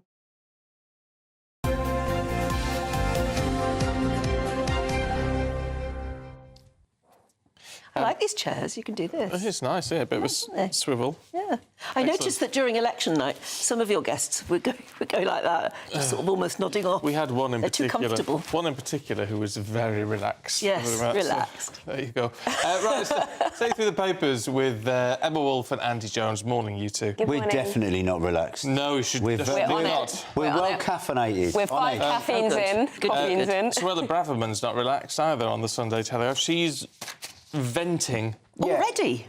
I know. Yes, we talk about saving the heart and soul of the Conservative Party, but I think we need to air a bit of dirty laundry first. Suella Braverman has been saying that Sunak had idiotic policies. Tory voters took voters for mugs. That Sunak was never really behind the Rwanda plan, and he sort of inherited it and didn't know what to do with it. And has said the Conservatives deserved their historic election defeat. I think it's not anything that a lot of the voters might have said themselves, and certainly said with their votes earlier on in the week. Should she be saying it, though, really? I mean, she was part of this government. It's meant to be a time of unification now, I think there has to be some contrition. I think there's contrition, but not sort of egg throwing, and this is definitely more about egg throwing. Robert Jenrick has adopted a more conciliatory, sober tone in the Times. He's the former housing minister. He's been saying that, you know, they've got to learn their lessons. They basically deserved it. They got Brexit done and not a fat lot else. But yes, the knives are already out. And Braverman, we think, will throw her hat into the ring. Yeah, and I think that's the point. There's lots of positioning now going on. I'm quite excited about weirdly, for a party that's completely busted flush, I think the leadership's going to be fairly interesting, although there aren't that many of them left. But I think it's pretty unsurprising that Braverman has come out. You know, we know there's, what is it, hell hath no fury like a woman scorned. Suella Braverman's been pretty angry with Sunak ever since Rwanda and all of that anyway. And there does need to be a post-mortem. They do need to look, maybe not like this, but they do need to look at how on earth they got to this point, how on earth the Conservative Party have had this historic defeat. I mean, it was a story of a Tory collapse, really, this election. We talk about competency. I mean, 4 separate Home Secretaries. have promised to, including Braverman, have promised to ban zombie knives and then failed to do it. And there was still a few months ago arguing about whether to ban zombie knives, all zombie knives, or just zombie knives with rude words written on them. And I just thought this is absolutely astonishing. You know, get a grip. We can talk about lefty lawyers, we can talk about Human Rights Act, we can talk about people interfering and getting in the way of them trying to get migrants out of the country, but illegal migrants out of this country, but I think it's flawed. And also, we're talking about what should the Conservatives go left or go right? The biggest problem they've got is people don't believe they're competent, and now it's going to be very difficult for them to prove they're competent now they haven't got any power, because it's like, well, you can't prove competency if you're not driving the car, right? And is Rishi Sunak going to stay as leader during a leadership election? Yeah. I think he stays until they elect a new leader. Very awkward job. No, I think that's right. I think that it would have been quite easy for him to come out on Thursday, Friday, and say, right, I'm off. But I think I think he made a good point. He said, I've given this job my all, and I think we can criticise Sunak so much, but you can't doubt that he tried. I think he was not fit for the job. He wasn't the right man to be the Prime Minister at this time. But I think he did work hard and did try, and is going to stay on. He didn't just sort of up sticks and get on the first flight to California. I think he's fairly typical of a political class that wanted power but had absolutely no idea what they wanted to do with it. The only policies... Sunak announced lots of policies, but the two that stick in my mind are kids doing maths until they're 18 and national service, and I'm not sure these are things that Britain was lying awake screaming at. And they were just back of the fag packet, really, weren't they? Exactly. I mean, that conscription thing was quite fun for a few days. You've got to tap into what the nation is lying awake worrying about. What are people talking about just before they go to bed? What are their first thoughts when they wake up? Well, I think that's feel like the Conservative government completely lost that idea. And I think that's really hard when most of your cabinet are millionaires. And I know we shouldn't criticise people for their personal wealth, but they are so wealthy that during a cost of living crisis, those ministers couldn't feel the worry that a lot of the country are actually waking up worrying about not being able to get an appointment, not being able to get a hip replacement or any of that, when you are that out of touch with the way normal people live. Yeah, I mean, it wouldn't have been that hard to find unifying policies that even Labour would have been able to push back on. You know, the amount of sewage that big private water companies have dumped in our waterways, destroyed beaches, destroyed drinking water. We had the South West without drinking water in large parts, for huge parts. Where was Sunak banging the drum for this? Where was the action on this? And the transport system's completely broken. Every single train you try and get, every single bus will be cancelled. You know, roads full of potholes. There are so many obvious kind of bullseyes that they needed to tackle. And you're right, it's about competency. And the bullseyes they did identify, they didn't do anything on. They got terribly caught up in fringe issues. Apart from inflation, which really wasn't out of them anyway. Well, and anyway, it shouldn't have ever been that high if we didn't have a Bank of England that was completely unfit for purpose as well. Print your own money. Yeah. Bank of England. Right, let's move on to something a little bit more fun, should we, in the Mail on Sunday? Emma? Yeah, well, cue lots of jokes about Angela Rayner's second homes, because now... So traditionally, the Cabinet Ministers, the Chancellor gets Dawny Wood, and I think the Foreign Secretary gets Chevening. It may be the other way around. These are big country houses. Yeah, these big, grand land. Grace and favour homes that they get for their weekends. Apparently, it's sort of, allegedly, it's to entertain, you know, foreign dignitaries and things like that. But you basically have a lovely country home, and, you know, they're usually Grade 2 listed, that kind of thing. Of course, the Prime Minister gets checkers. And the Prime Minister gets checkers. Keir Starmer will get checkers, no doubt about that. Yeah. But there's a problem. There's a problem because the Deputy Prime Minister in recent years has also been given the use of one of them. So where will Angela Rayner get? Will she have to share? There's a suggestion that she may share Dawny Wood with Rachel Reeves, the Chancellor, on alternate weekends. The best part of this story is that Liz Truss, as Foreign Secretary, had to share with Dominic Raab, the then Deputy Prime Minister. And she described sharing sharing Chevening as an exalted student flat share, because she had to share it with him at weekends. It's got about 112 rooms in it, exactly. Hasn't it? It's absolutely hilarious. So there we go. It's got 115 rooms. 115, so they could have 70-odd each. Or, no, 60-odd each. Yeah, but who goes in the front door? But it's sort of typical of the Conservative government that's just left. Didn't Boris Johnson's wife describe the Prime Ministerial flat as a John Lewis nightmare? Yeah, and then having it all in gold. I think that there's no tact with the government. It is interesting, though, to see all these Labour ministers who are such, you know, such committed socialists, all now eyeing up their mansions and working out who gets what on which weekend. And as you say, hundreds of rooms. You wouldn't even need to do alternate weekends. You could just have in the same 60 rooms each. We do have to sell Britain around the world, and it probably wouldn't do for as humorous as it would be to have Angela Rayner in a camper van moving around the country or something ridiculous. Having these greater favour homes is impressive to foreign degrees. Goodness me, Andy. I mean, you know, the option isn't between a camper van and like Dorney Wood. A corner of Weatherspoons, please. That's where we'll work from. It's interesting. Meet the public. Gordon Brown was very uncomfortable with the country squire image, so he gave it to John Prescott. So John Prescott was very happy to play croquet at Dorney Wood, even when he was meant to be running the country in the Prime Minister's absence. Should we do a bit on Giles? What do you think? We've got time for Giles? Oh, yes, we have got time for Giles.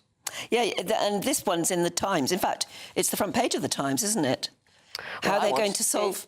Is it how they're going to solve the there's no overnight solution of prison spaces? Yeah, I mean, this is another one of these open goals. We all know prisons are massively overcrowded. Just the other day, they were saying only 700 places left. They say that every week, only 700 places left. But obviously, it's one of the big things. Starmer, as former DPP, has been saying, look, there are no overnight fixes. But he is suggesting things like possibly cutting the amount of prisoners who go into, who are put in jail. And obviously, this big appointment of James Timpson, new prisons minister, brilliant guy, cobbler, who runs Timpson's key cutting service, who's been really important with the sort of rehabilitation and supporting. They were one of the leading. In fact, I think they were probably the first company that said we are deliberately going to employ ex-convicts. That ground level experience is really, really important. Yeah. I don't think I'd call him a cobbler though. I know, but that's his. But interestingly, that's his Twitter handle is James Cobbler. Oh. That's because that's how the business shoe started. repairs, key repairs. He calls anything, does he? He calls himself a cobbler. Oh, does he? Does he? I think it's a good idea. It's a man who understands, and there's a lot of people won't like it, but he's a man who understands the intricacies of what to do with people. Keir Starmer talks about sitting in courts and watching these kids literally join the elevator to prison. He says they've been sort of locked in the prison system and never been able to get out. But one of the other sort of things is back in 2013, Chris Grayling pensioned off so many of our experienced, sturdy prison staff.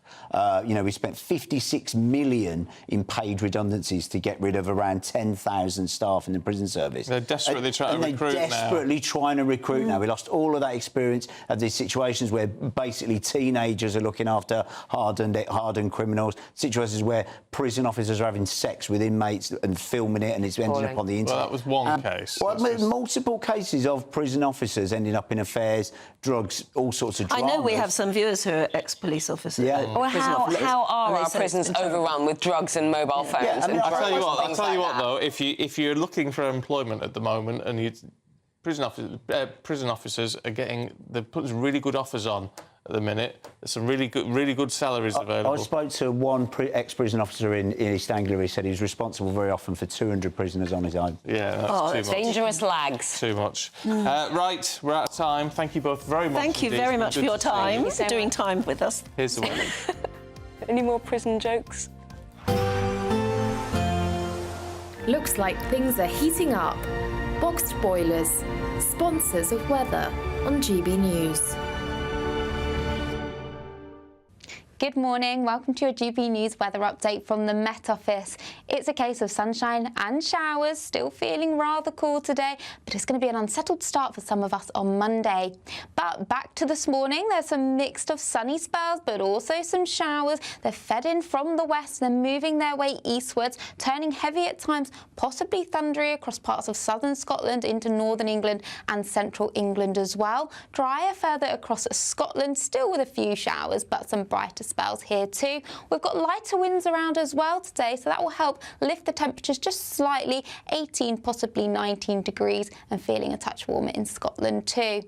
As we go through Sunday evening, showers still continuing for many of us, but they'll start fading away. So across Scotland, many places further towards the east, seeing a few showers. Some late evening sunshine coming into the west. Across Northern Ireland, northern parts of England as well. Sunshine and some heavy showers still continuing, but there will be some late sunshine in between here, with a few showers still breaking out, but they'll generally start fading as we go through this evening and more so over overnight Sunday into Monday. So clearer spells developing more widely, cloud melting away, and that will allow for some mist and fog patches to develop underneath the lighter winds, but also allow temperatures to fall. So it actually is going to be quite a fresh start to Monday morning. Temperatures in the towns and cities holding up, but in rural spots possibly dipping into the low single figures.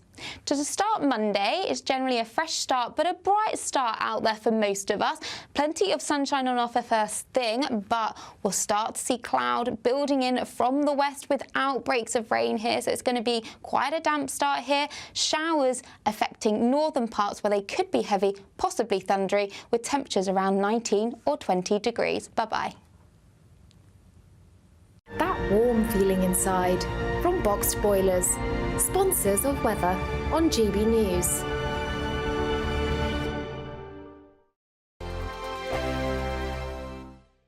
£30,000 in cash has to be won. It's our biggest cash prize so far, and it could be yours. Phil was a winner. Listen to what he says about winning the Great British Giveaway. Hi, my name's Phil Cox. I just looked at my account and thought, oh my God, yeah, it's true, it's gone into my account. And if I can win it, anybody can win it. The next big winner could be you, with an extra £30,000 cash in your bank.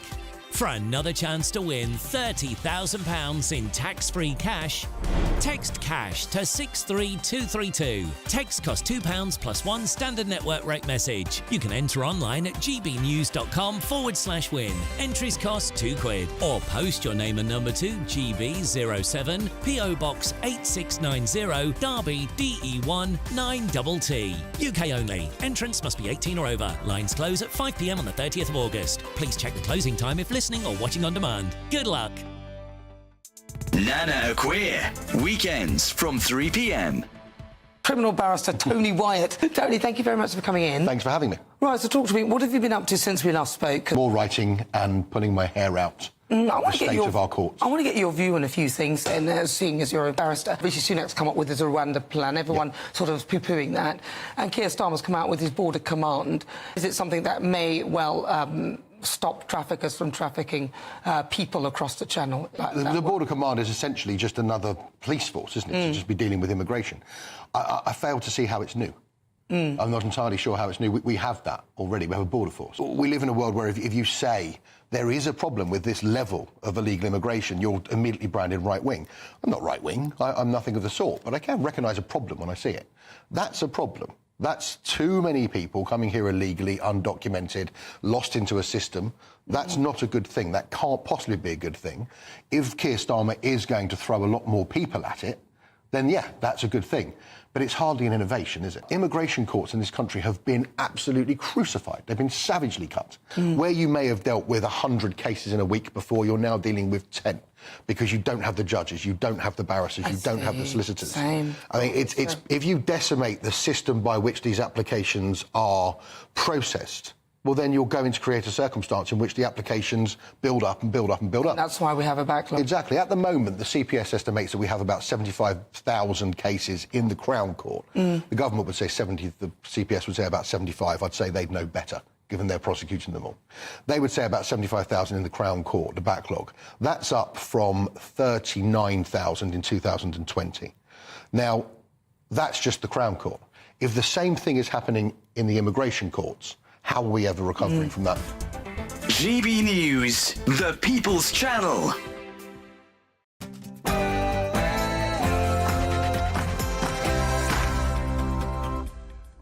Good morning to you. Here's a question.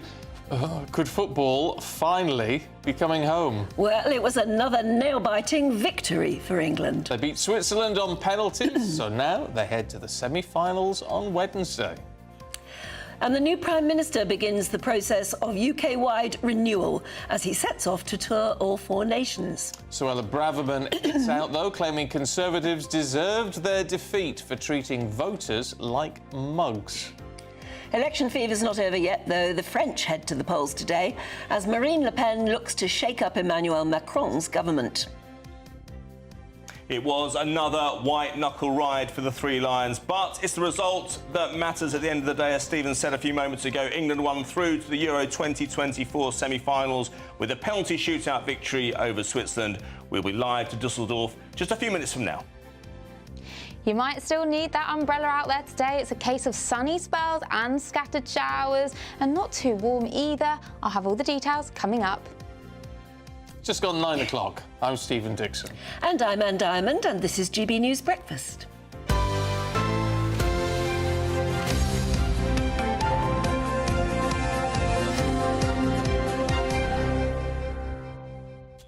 Right, we're going to kick off, actually, with a bit of politics this hour, because the Prime Minister has hit the ground running this weekend. Today, he's set off to visit devolved governments in Scotland, Northern Ireland and Wales. And this comes as he's just put the finishing touches on his cabinet yesterday evening, appointing two leading figures of the Blair and Brown years to his government.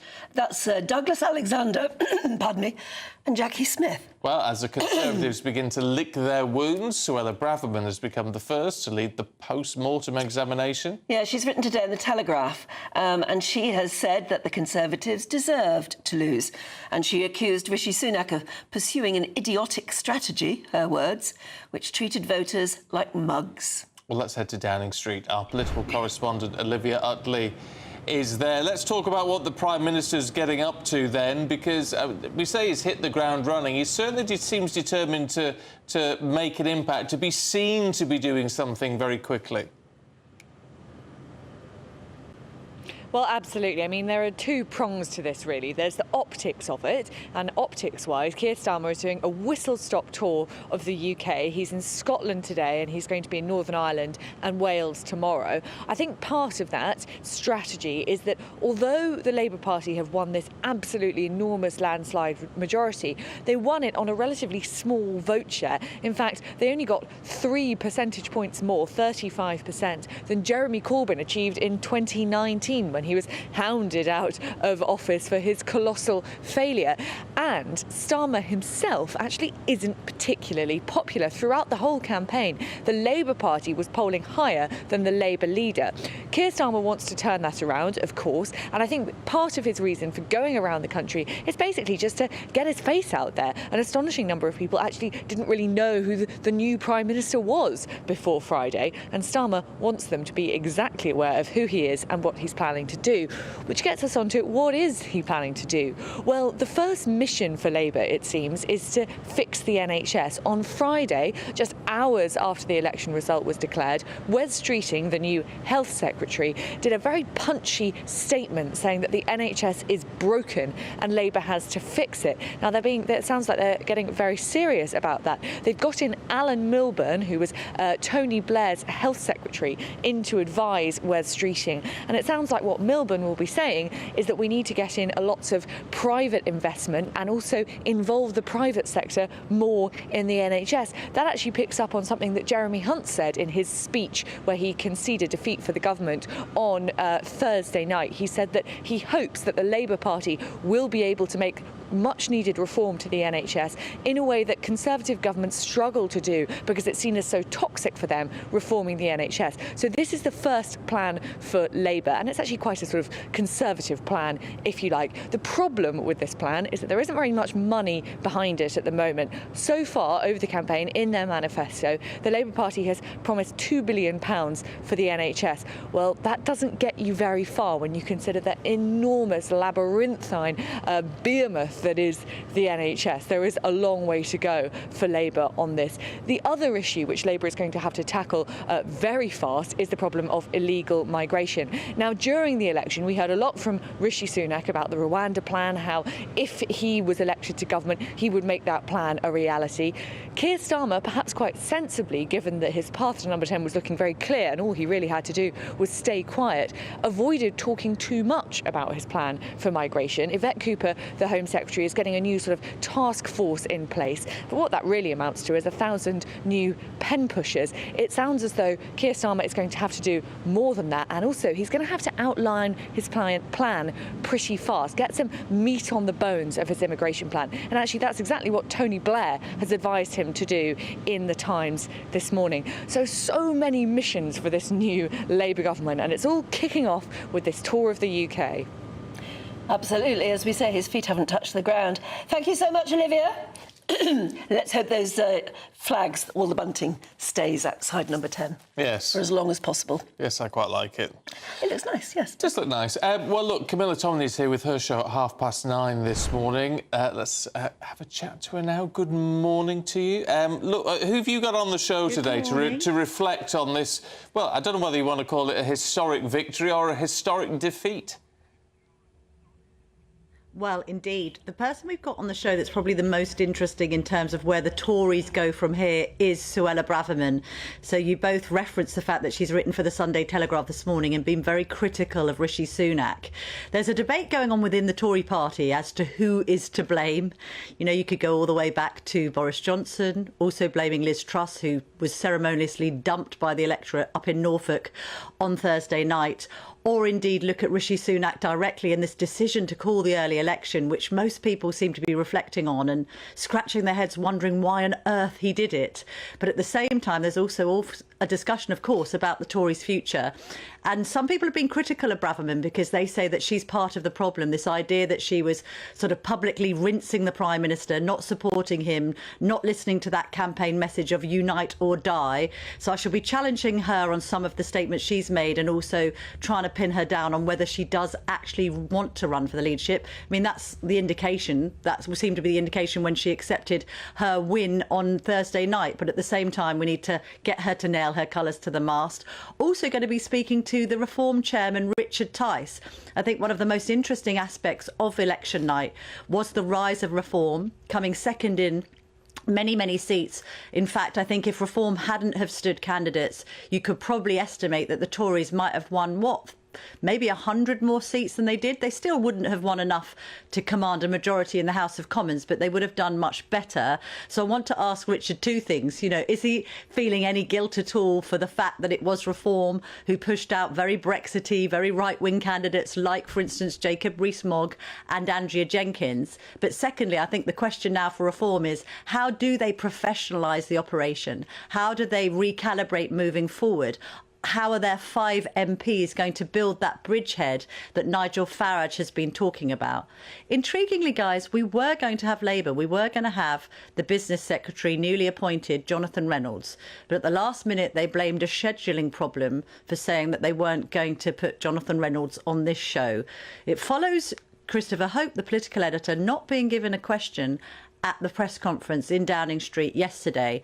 I'm not sure if this is a sign of things to come, but it does rather contradict the Prime Minister's words on the steps of Downing Street that he wanted to appeal to all of the electorate, including those that didn't vote for him. Well, as 2/3 of the public didn't vote for him, he does need to make sure that Labour is accountable across all of the broadcasting channels, not just the ones that might be overwhelmingly favourable towards him and his agenda.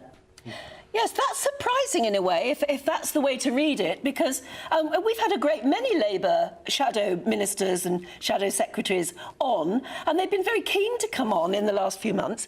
I know that we are perceived very much as being not particularly their type, but they have bothered to come on and build relationships.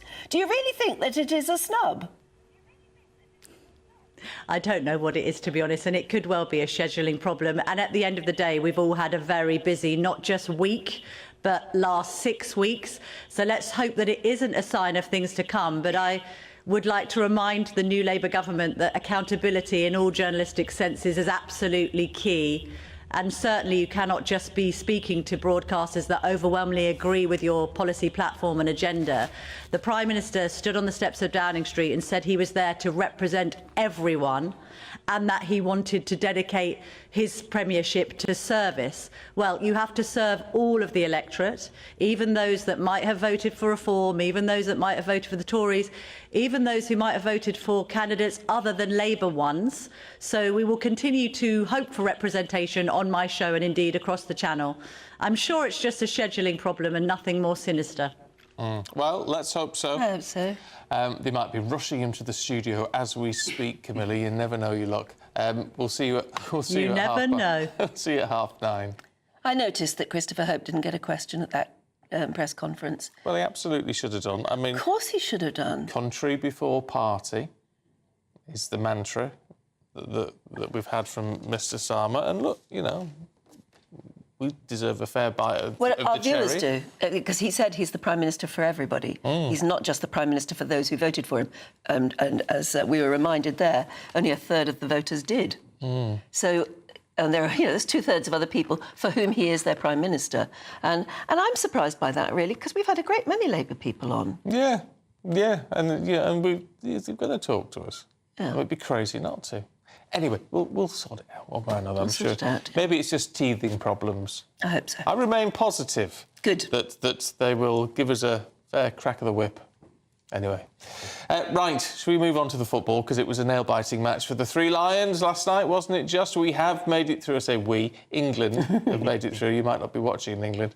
But England made it through to the Euro 2024 semis after that win against Switzerland on penalties. Oh, yes. The game ended, well, 1-1 after extra time, lots of extra time, with both sides unable to break that deadlock. And then it was penalties, and I was dreading it because we don't have a great reputation for penalties. No, we don't. And look what happened, Aidan. I know. It was calm, it was smooth, and it was deadly. It was indeed. It was unerring accuracy from players who are used to taking penalties for their clubs. And don't forget, Harry Kane, who was the main penalty taker, wasn't even on the pitch. They did it without him, which was absolutely outstanding. And I should say as well, on the politics theme, England have only ever won their one and only tournament in 1966 under a Labour government. Oh, well, yes. Oh, that's very true. Joe. Oh, you're reading the runes now, aren't you? Oh, dear me. I mean, look, it was quite something. And it's that thing, as all the commentators were saying last night and all the rest of it, it's just like, why can we never just have an easy ride with England? That's international football. I mean, we don't want processional stuff. That's why people have turned off F1, because the same person wins it all the time. You need competition. You've got to understand that you're playing against... We were playing against players last night who played for clubs like West Brom and Burnley. They're raising their game. Couldn't we score first? Yeah, please. I know. Well, when they do score first, they sit back and they do sit back. Like the opponents on them. So Gareth Southgate's being pulled every which way at the moment, isn't he? Yeah. Okay, tell me the Gareth Southgate story, because I think a lot of people don't really understand that he's been living with the fact that he lost the all-important penalty way back in... Euro 96. Yeah, against Germany, that was a famous summer, wasn't it? And everyone united behind England. That's the first time I remember, probably because I was 18, I did my A-levels at that period, but that was the first time I remember everyone piling into a pub round TV, around big screens, the culture that we know today. But we went all the way. It was the Britpop era. We had, it was just a time of change in British politics as well. It was an interesting time, even notwithstanding the fact that England didn't actually go through and seal the deal, but it was the builders of the summer when football came home. And someone even, I think Noel Gallagher said in an interview some years later, he said when Gareth Southgate missed that crucial penalty, he said Britpop ended that night. Oh, and he's had to bear the burden of that for years and years, hasn't he? So we believe that he has actually made this squad really good at penalties. Yes. And it showed last night. He's weaponised it. Harry Kane said afterwards that the 5 kickers go off into a separate group now and they are uninterrupted. And so, and that proved that we saw that yesterday. They didn't have the voices in their head, and they went up and did the job. Yeah. All right, Aidan, stay there because we're just going to head to Dusseldorf. Jack Carson was there last night, having, frankly, way too much fun, and he's probably feeling the effects of it this morning. Hi, Jack. Morning. Jordan, I didn't have a single drop last night. I was very, very good. I was working, so, it was very sensible, but I was certainly in and amongst it. with the crowd. I mean, there were tens of thousands of England fans that had descended on Dusseldorf yesterday. I mean, just less than 10,000 could actually get into the stadium to watch the game in the first place. The rest were just around here in the old town part of Dusseldorf, and all these bars that you see around me were all full packed, TVs on, watching that game, and I've certainly got no fingernails left at the end of it. I mean, it was a better performance from England. Southgate said it was probably our best performance of the tournament so far, picking up on the resilience of the team. Of course, to go 1-0 down around 75 minutes in through from Briel for the Swiss, of course, meant that England really had to dig deep. We were looking for that individual moment of brilliance. It came from Bukayo Saka. Of course, you know, last time we went to extra time, Harry Kane managed to nick it for us. It wasn't the case this time. It went all the way to penalties. And take a little look at the reaction from me and the fans around us here when we won that penalty shootout last night. Come on, England!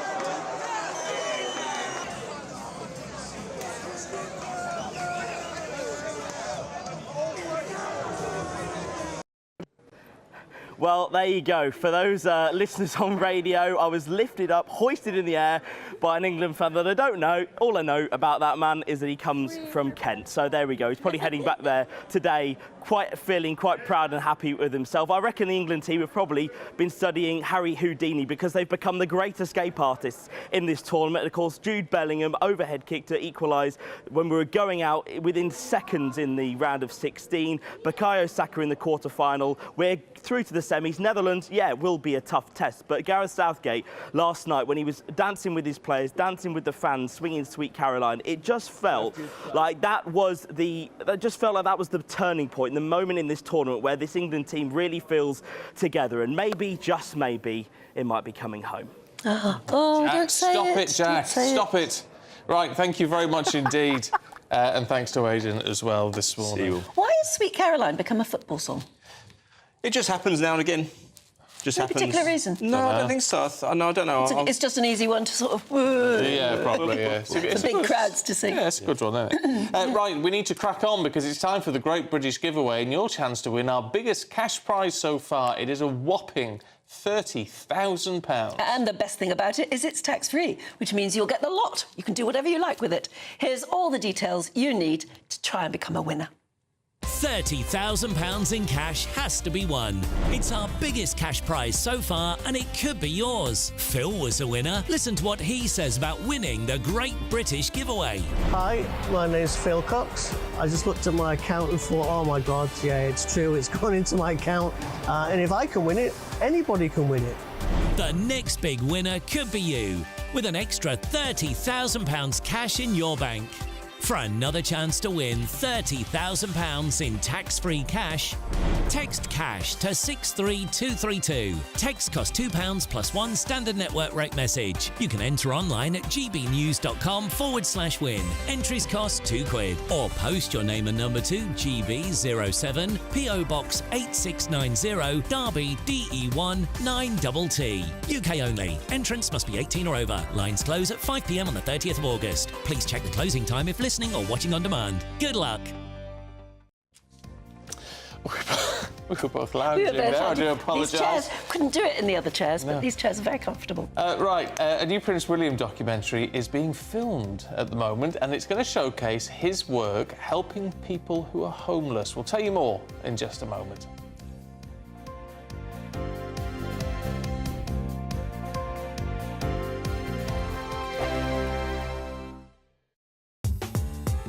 I'm Christopher Hope. From pop stars to politicians, I'll interview anybody in a pub who's got a political opinion. Join me every Friday on Spotify, Apple Podcasts, YouTube or gbnews.com, or wherever you get your podcasts. This is GB News, the People's Channel.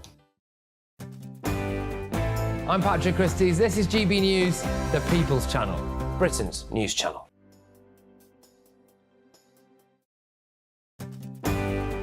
I'm Michelle Dewberry, and this is GB News, the People's Channel, Britain's news channel. Britain's newsroom. Weekday mornings from 9:30. Well, we've got quite an extraordinary story to talk to you about now, because a triple amputee war hero is launching a bid to become the first to sail across the Pacific Ocean non-stop, solo and unsupported. Craig Wood was blown up as a teenager by the Taliban in Afghanistan, but now he's hoping to change the perception of disabled people and raise money for other limbless veterans like himself. And Craig joins us now. Morning. So, Craig, you are extraordinary. You are planning to take up to 80 days to sail from La Paz in Mexico to Japan. Yeah. How many miles is that? It'll be over 6,000. Amazing. Amazing. And it will take you how long? The minimum it's going to take me is 60 days. It could be up to 80. Yeah. And that's on your own. You've done plenty of this before, haven't you? You've done lots of solo sailing. Yeah, I've done quite a bit of solo sailing, but not as big as this. It is the world's biggest ocean, after all. And why that particular route? I wanted it to be a challenge, not just for me, but for anyone. Right. So any able-bodied person can look at this and go, wow, that is difficult. Yeah. And so that was the main drive. Then it's become a bigger thing than that now. Now I'm raising money for charity, and I can truly inspire people to change their perception on what is possible for disabled people. And if you don't mind, can we ask you what happened in 2009 in Afghanistan? What were the circumstances of your injury? I was on a normal routine foot patrol. About 5 metres in front of me, a commando IED was triggered. And subsequently, I became a triple amputee. Both legs above the knee, left hand at the wrist, facial injuries, etc., etc. The People's Channel. In the GB newsroom, we bring you the news as it happens. With our team of dedicated journalists across the UK, GB News brings you accurate reporting of the day's topical agenda. When the news breaks, wherever and whenever it's happening, we'll be there. This is GB News. the People's Channel, Britain's news channel.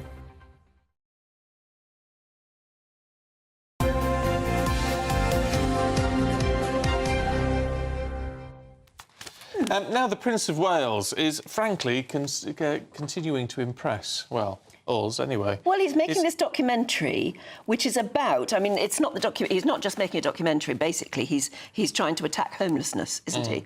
And he's trying to set his seal as the Prince of Wales to actually get something done about it. Yeah, he's launched a charity called Homewards. He launched that last year, and it's a 5-year project. So the documentary's telling this story. The filming's underway at the moment, but he seems to be sort of putting his money where his mouth is, in a way, and he's sort of setting up Duchy of Cornwall. Yeah, is setting up some money. Houses there, and he's getting industrialists and movers and shakers.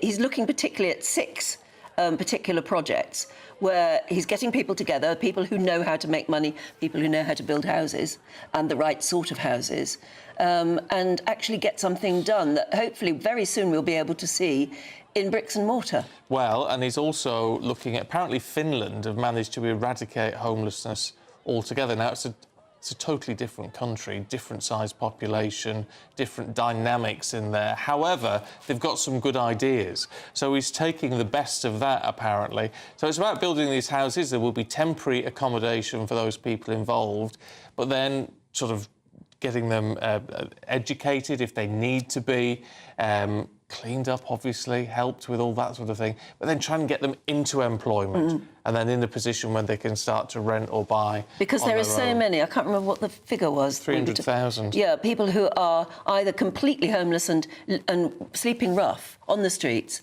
and I'm afraid you see far too many of that, or who are sofa surfing, and they're even more invisible, really, because you just don't know who they are, where they are, and they're not, because they don't have an address, they're not able to access services either, which could help them, and that's where Prince William wants to intervene and make something work. And actually, something really does need to be done. It's one of those problems that never seems to go away. Nothing quite seems to work. So perhaps this is a new approach which will make a difference. And he's putting his muscle behind it. And I think there's a lot of respect to be given to him for that, actually. It's a good project for him to go for, isn't it? He must have been thinking, how do I make my mark? And he's gone for homelessness. So all we can do is wish him well and hope he really does have something to show for it as soon as possible. Yeah, cheer him on. Right, do you know what? That is it from us. But Camilla Tominey's here with all the politics of the day in just a moment. A brighter outlook with Box Solar, sponsors of weather on GB News. Good morning, welcome to your GB News weather update from the Met Office. It's a case of sunshine and showers, still feeling rather cool today, but it's going to be an unsettled start for some of us on Monday. But back to this morning, there's a mix of sunny spells, but also some showers. They're fed in from the west, they're moving their way eastwards, turning heavy at times, possibly thundery across parts of southern Scotland into northern England and central England as well. Drier further across Scotland, still with a few showers, but some brighter spells here too. We've got lighter winds around as well today, so that will help lift the temperatures just slightly, 18, possibly 19 degrees, and feeling a touch warmer in Scotland too. As we go through Sunday evening, showers still continuing for many of us, but they'll start fading away. So across Scotland, many places further towards the east, seeing a few showers. Some late evening sunshine coming into the west, across Northern Ireland, northern parts of England as well. Sunshine and some heavy showers still continuing, but there will be some late sunshine in between here, with a few showers still breaking out, but they'll generally start fading as we go through this evening, and more so overnight Sunday into Monday. So clearer spells developing more widely, cloud melting away, and that will allow for some mist and fog patches to develop underneath the lighter winds, but also allow temperatures to fall. So it actually is going to be quite a fresh start to Monday morning. Temperatures in the towns and cities holding up, but in rural spots possibly dipping into the low single figures. To start Monday, it's generally a fresh start, but a bright start out there for most of us. Plenty of sunshine on offer first thing, but we'll start to see cloud building in from the west with outbreaks of rain here, so it's going to be quite a damp start here. Showers affecting northern parts where they could be heavy, possibly thundery, with temperatures around 19 or 20 degrees. Bye-bye. That warm feeling inside from Boxed Boilers, sponsors of weather on GB News.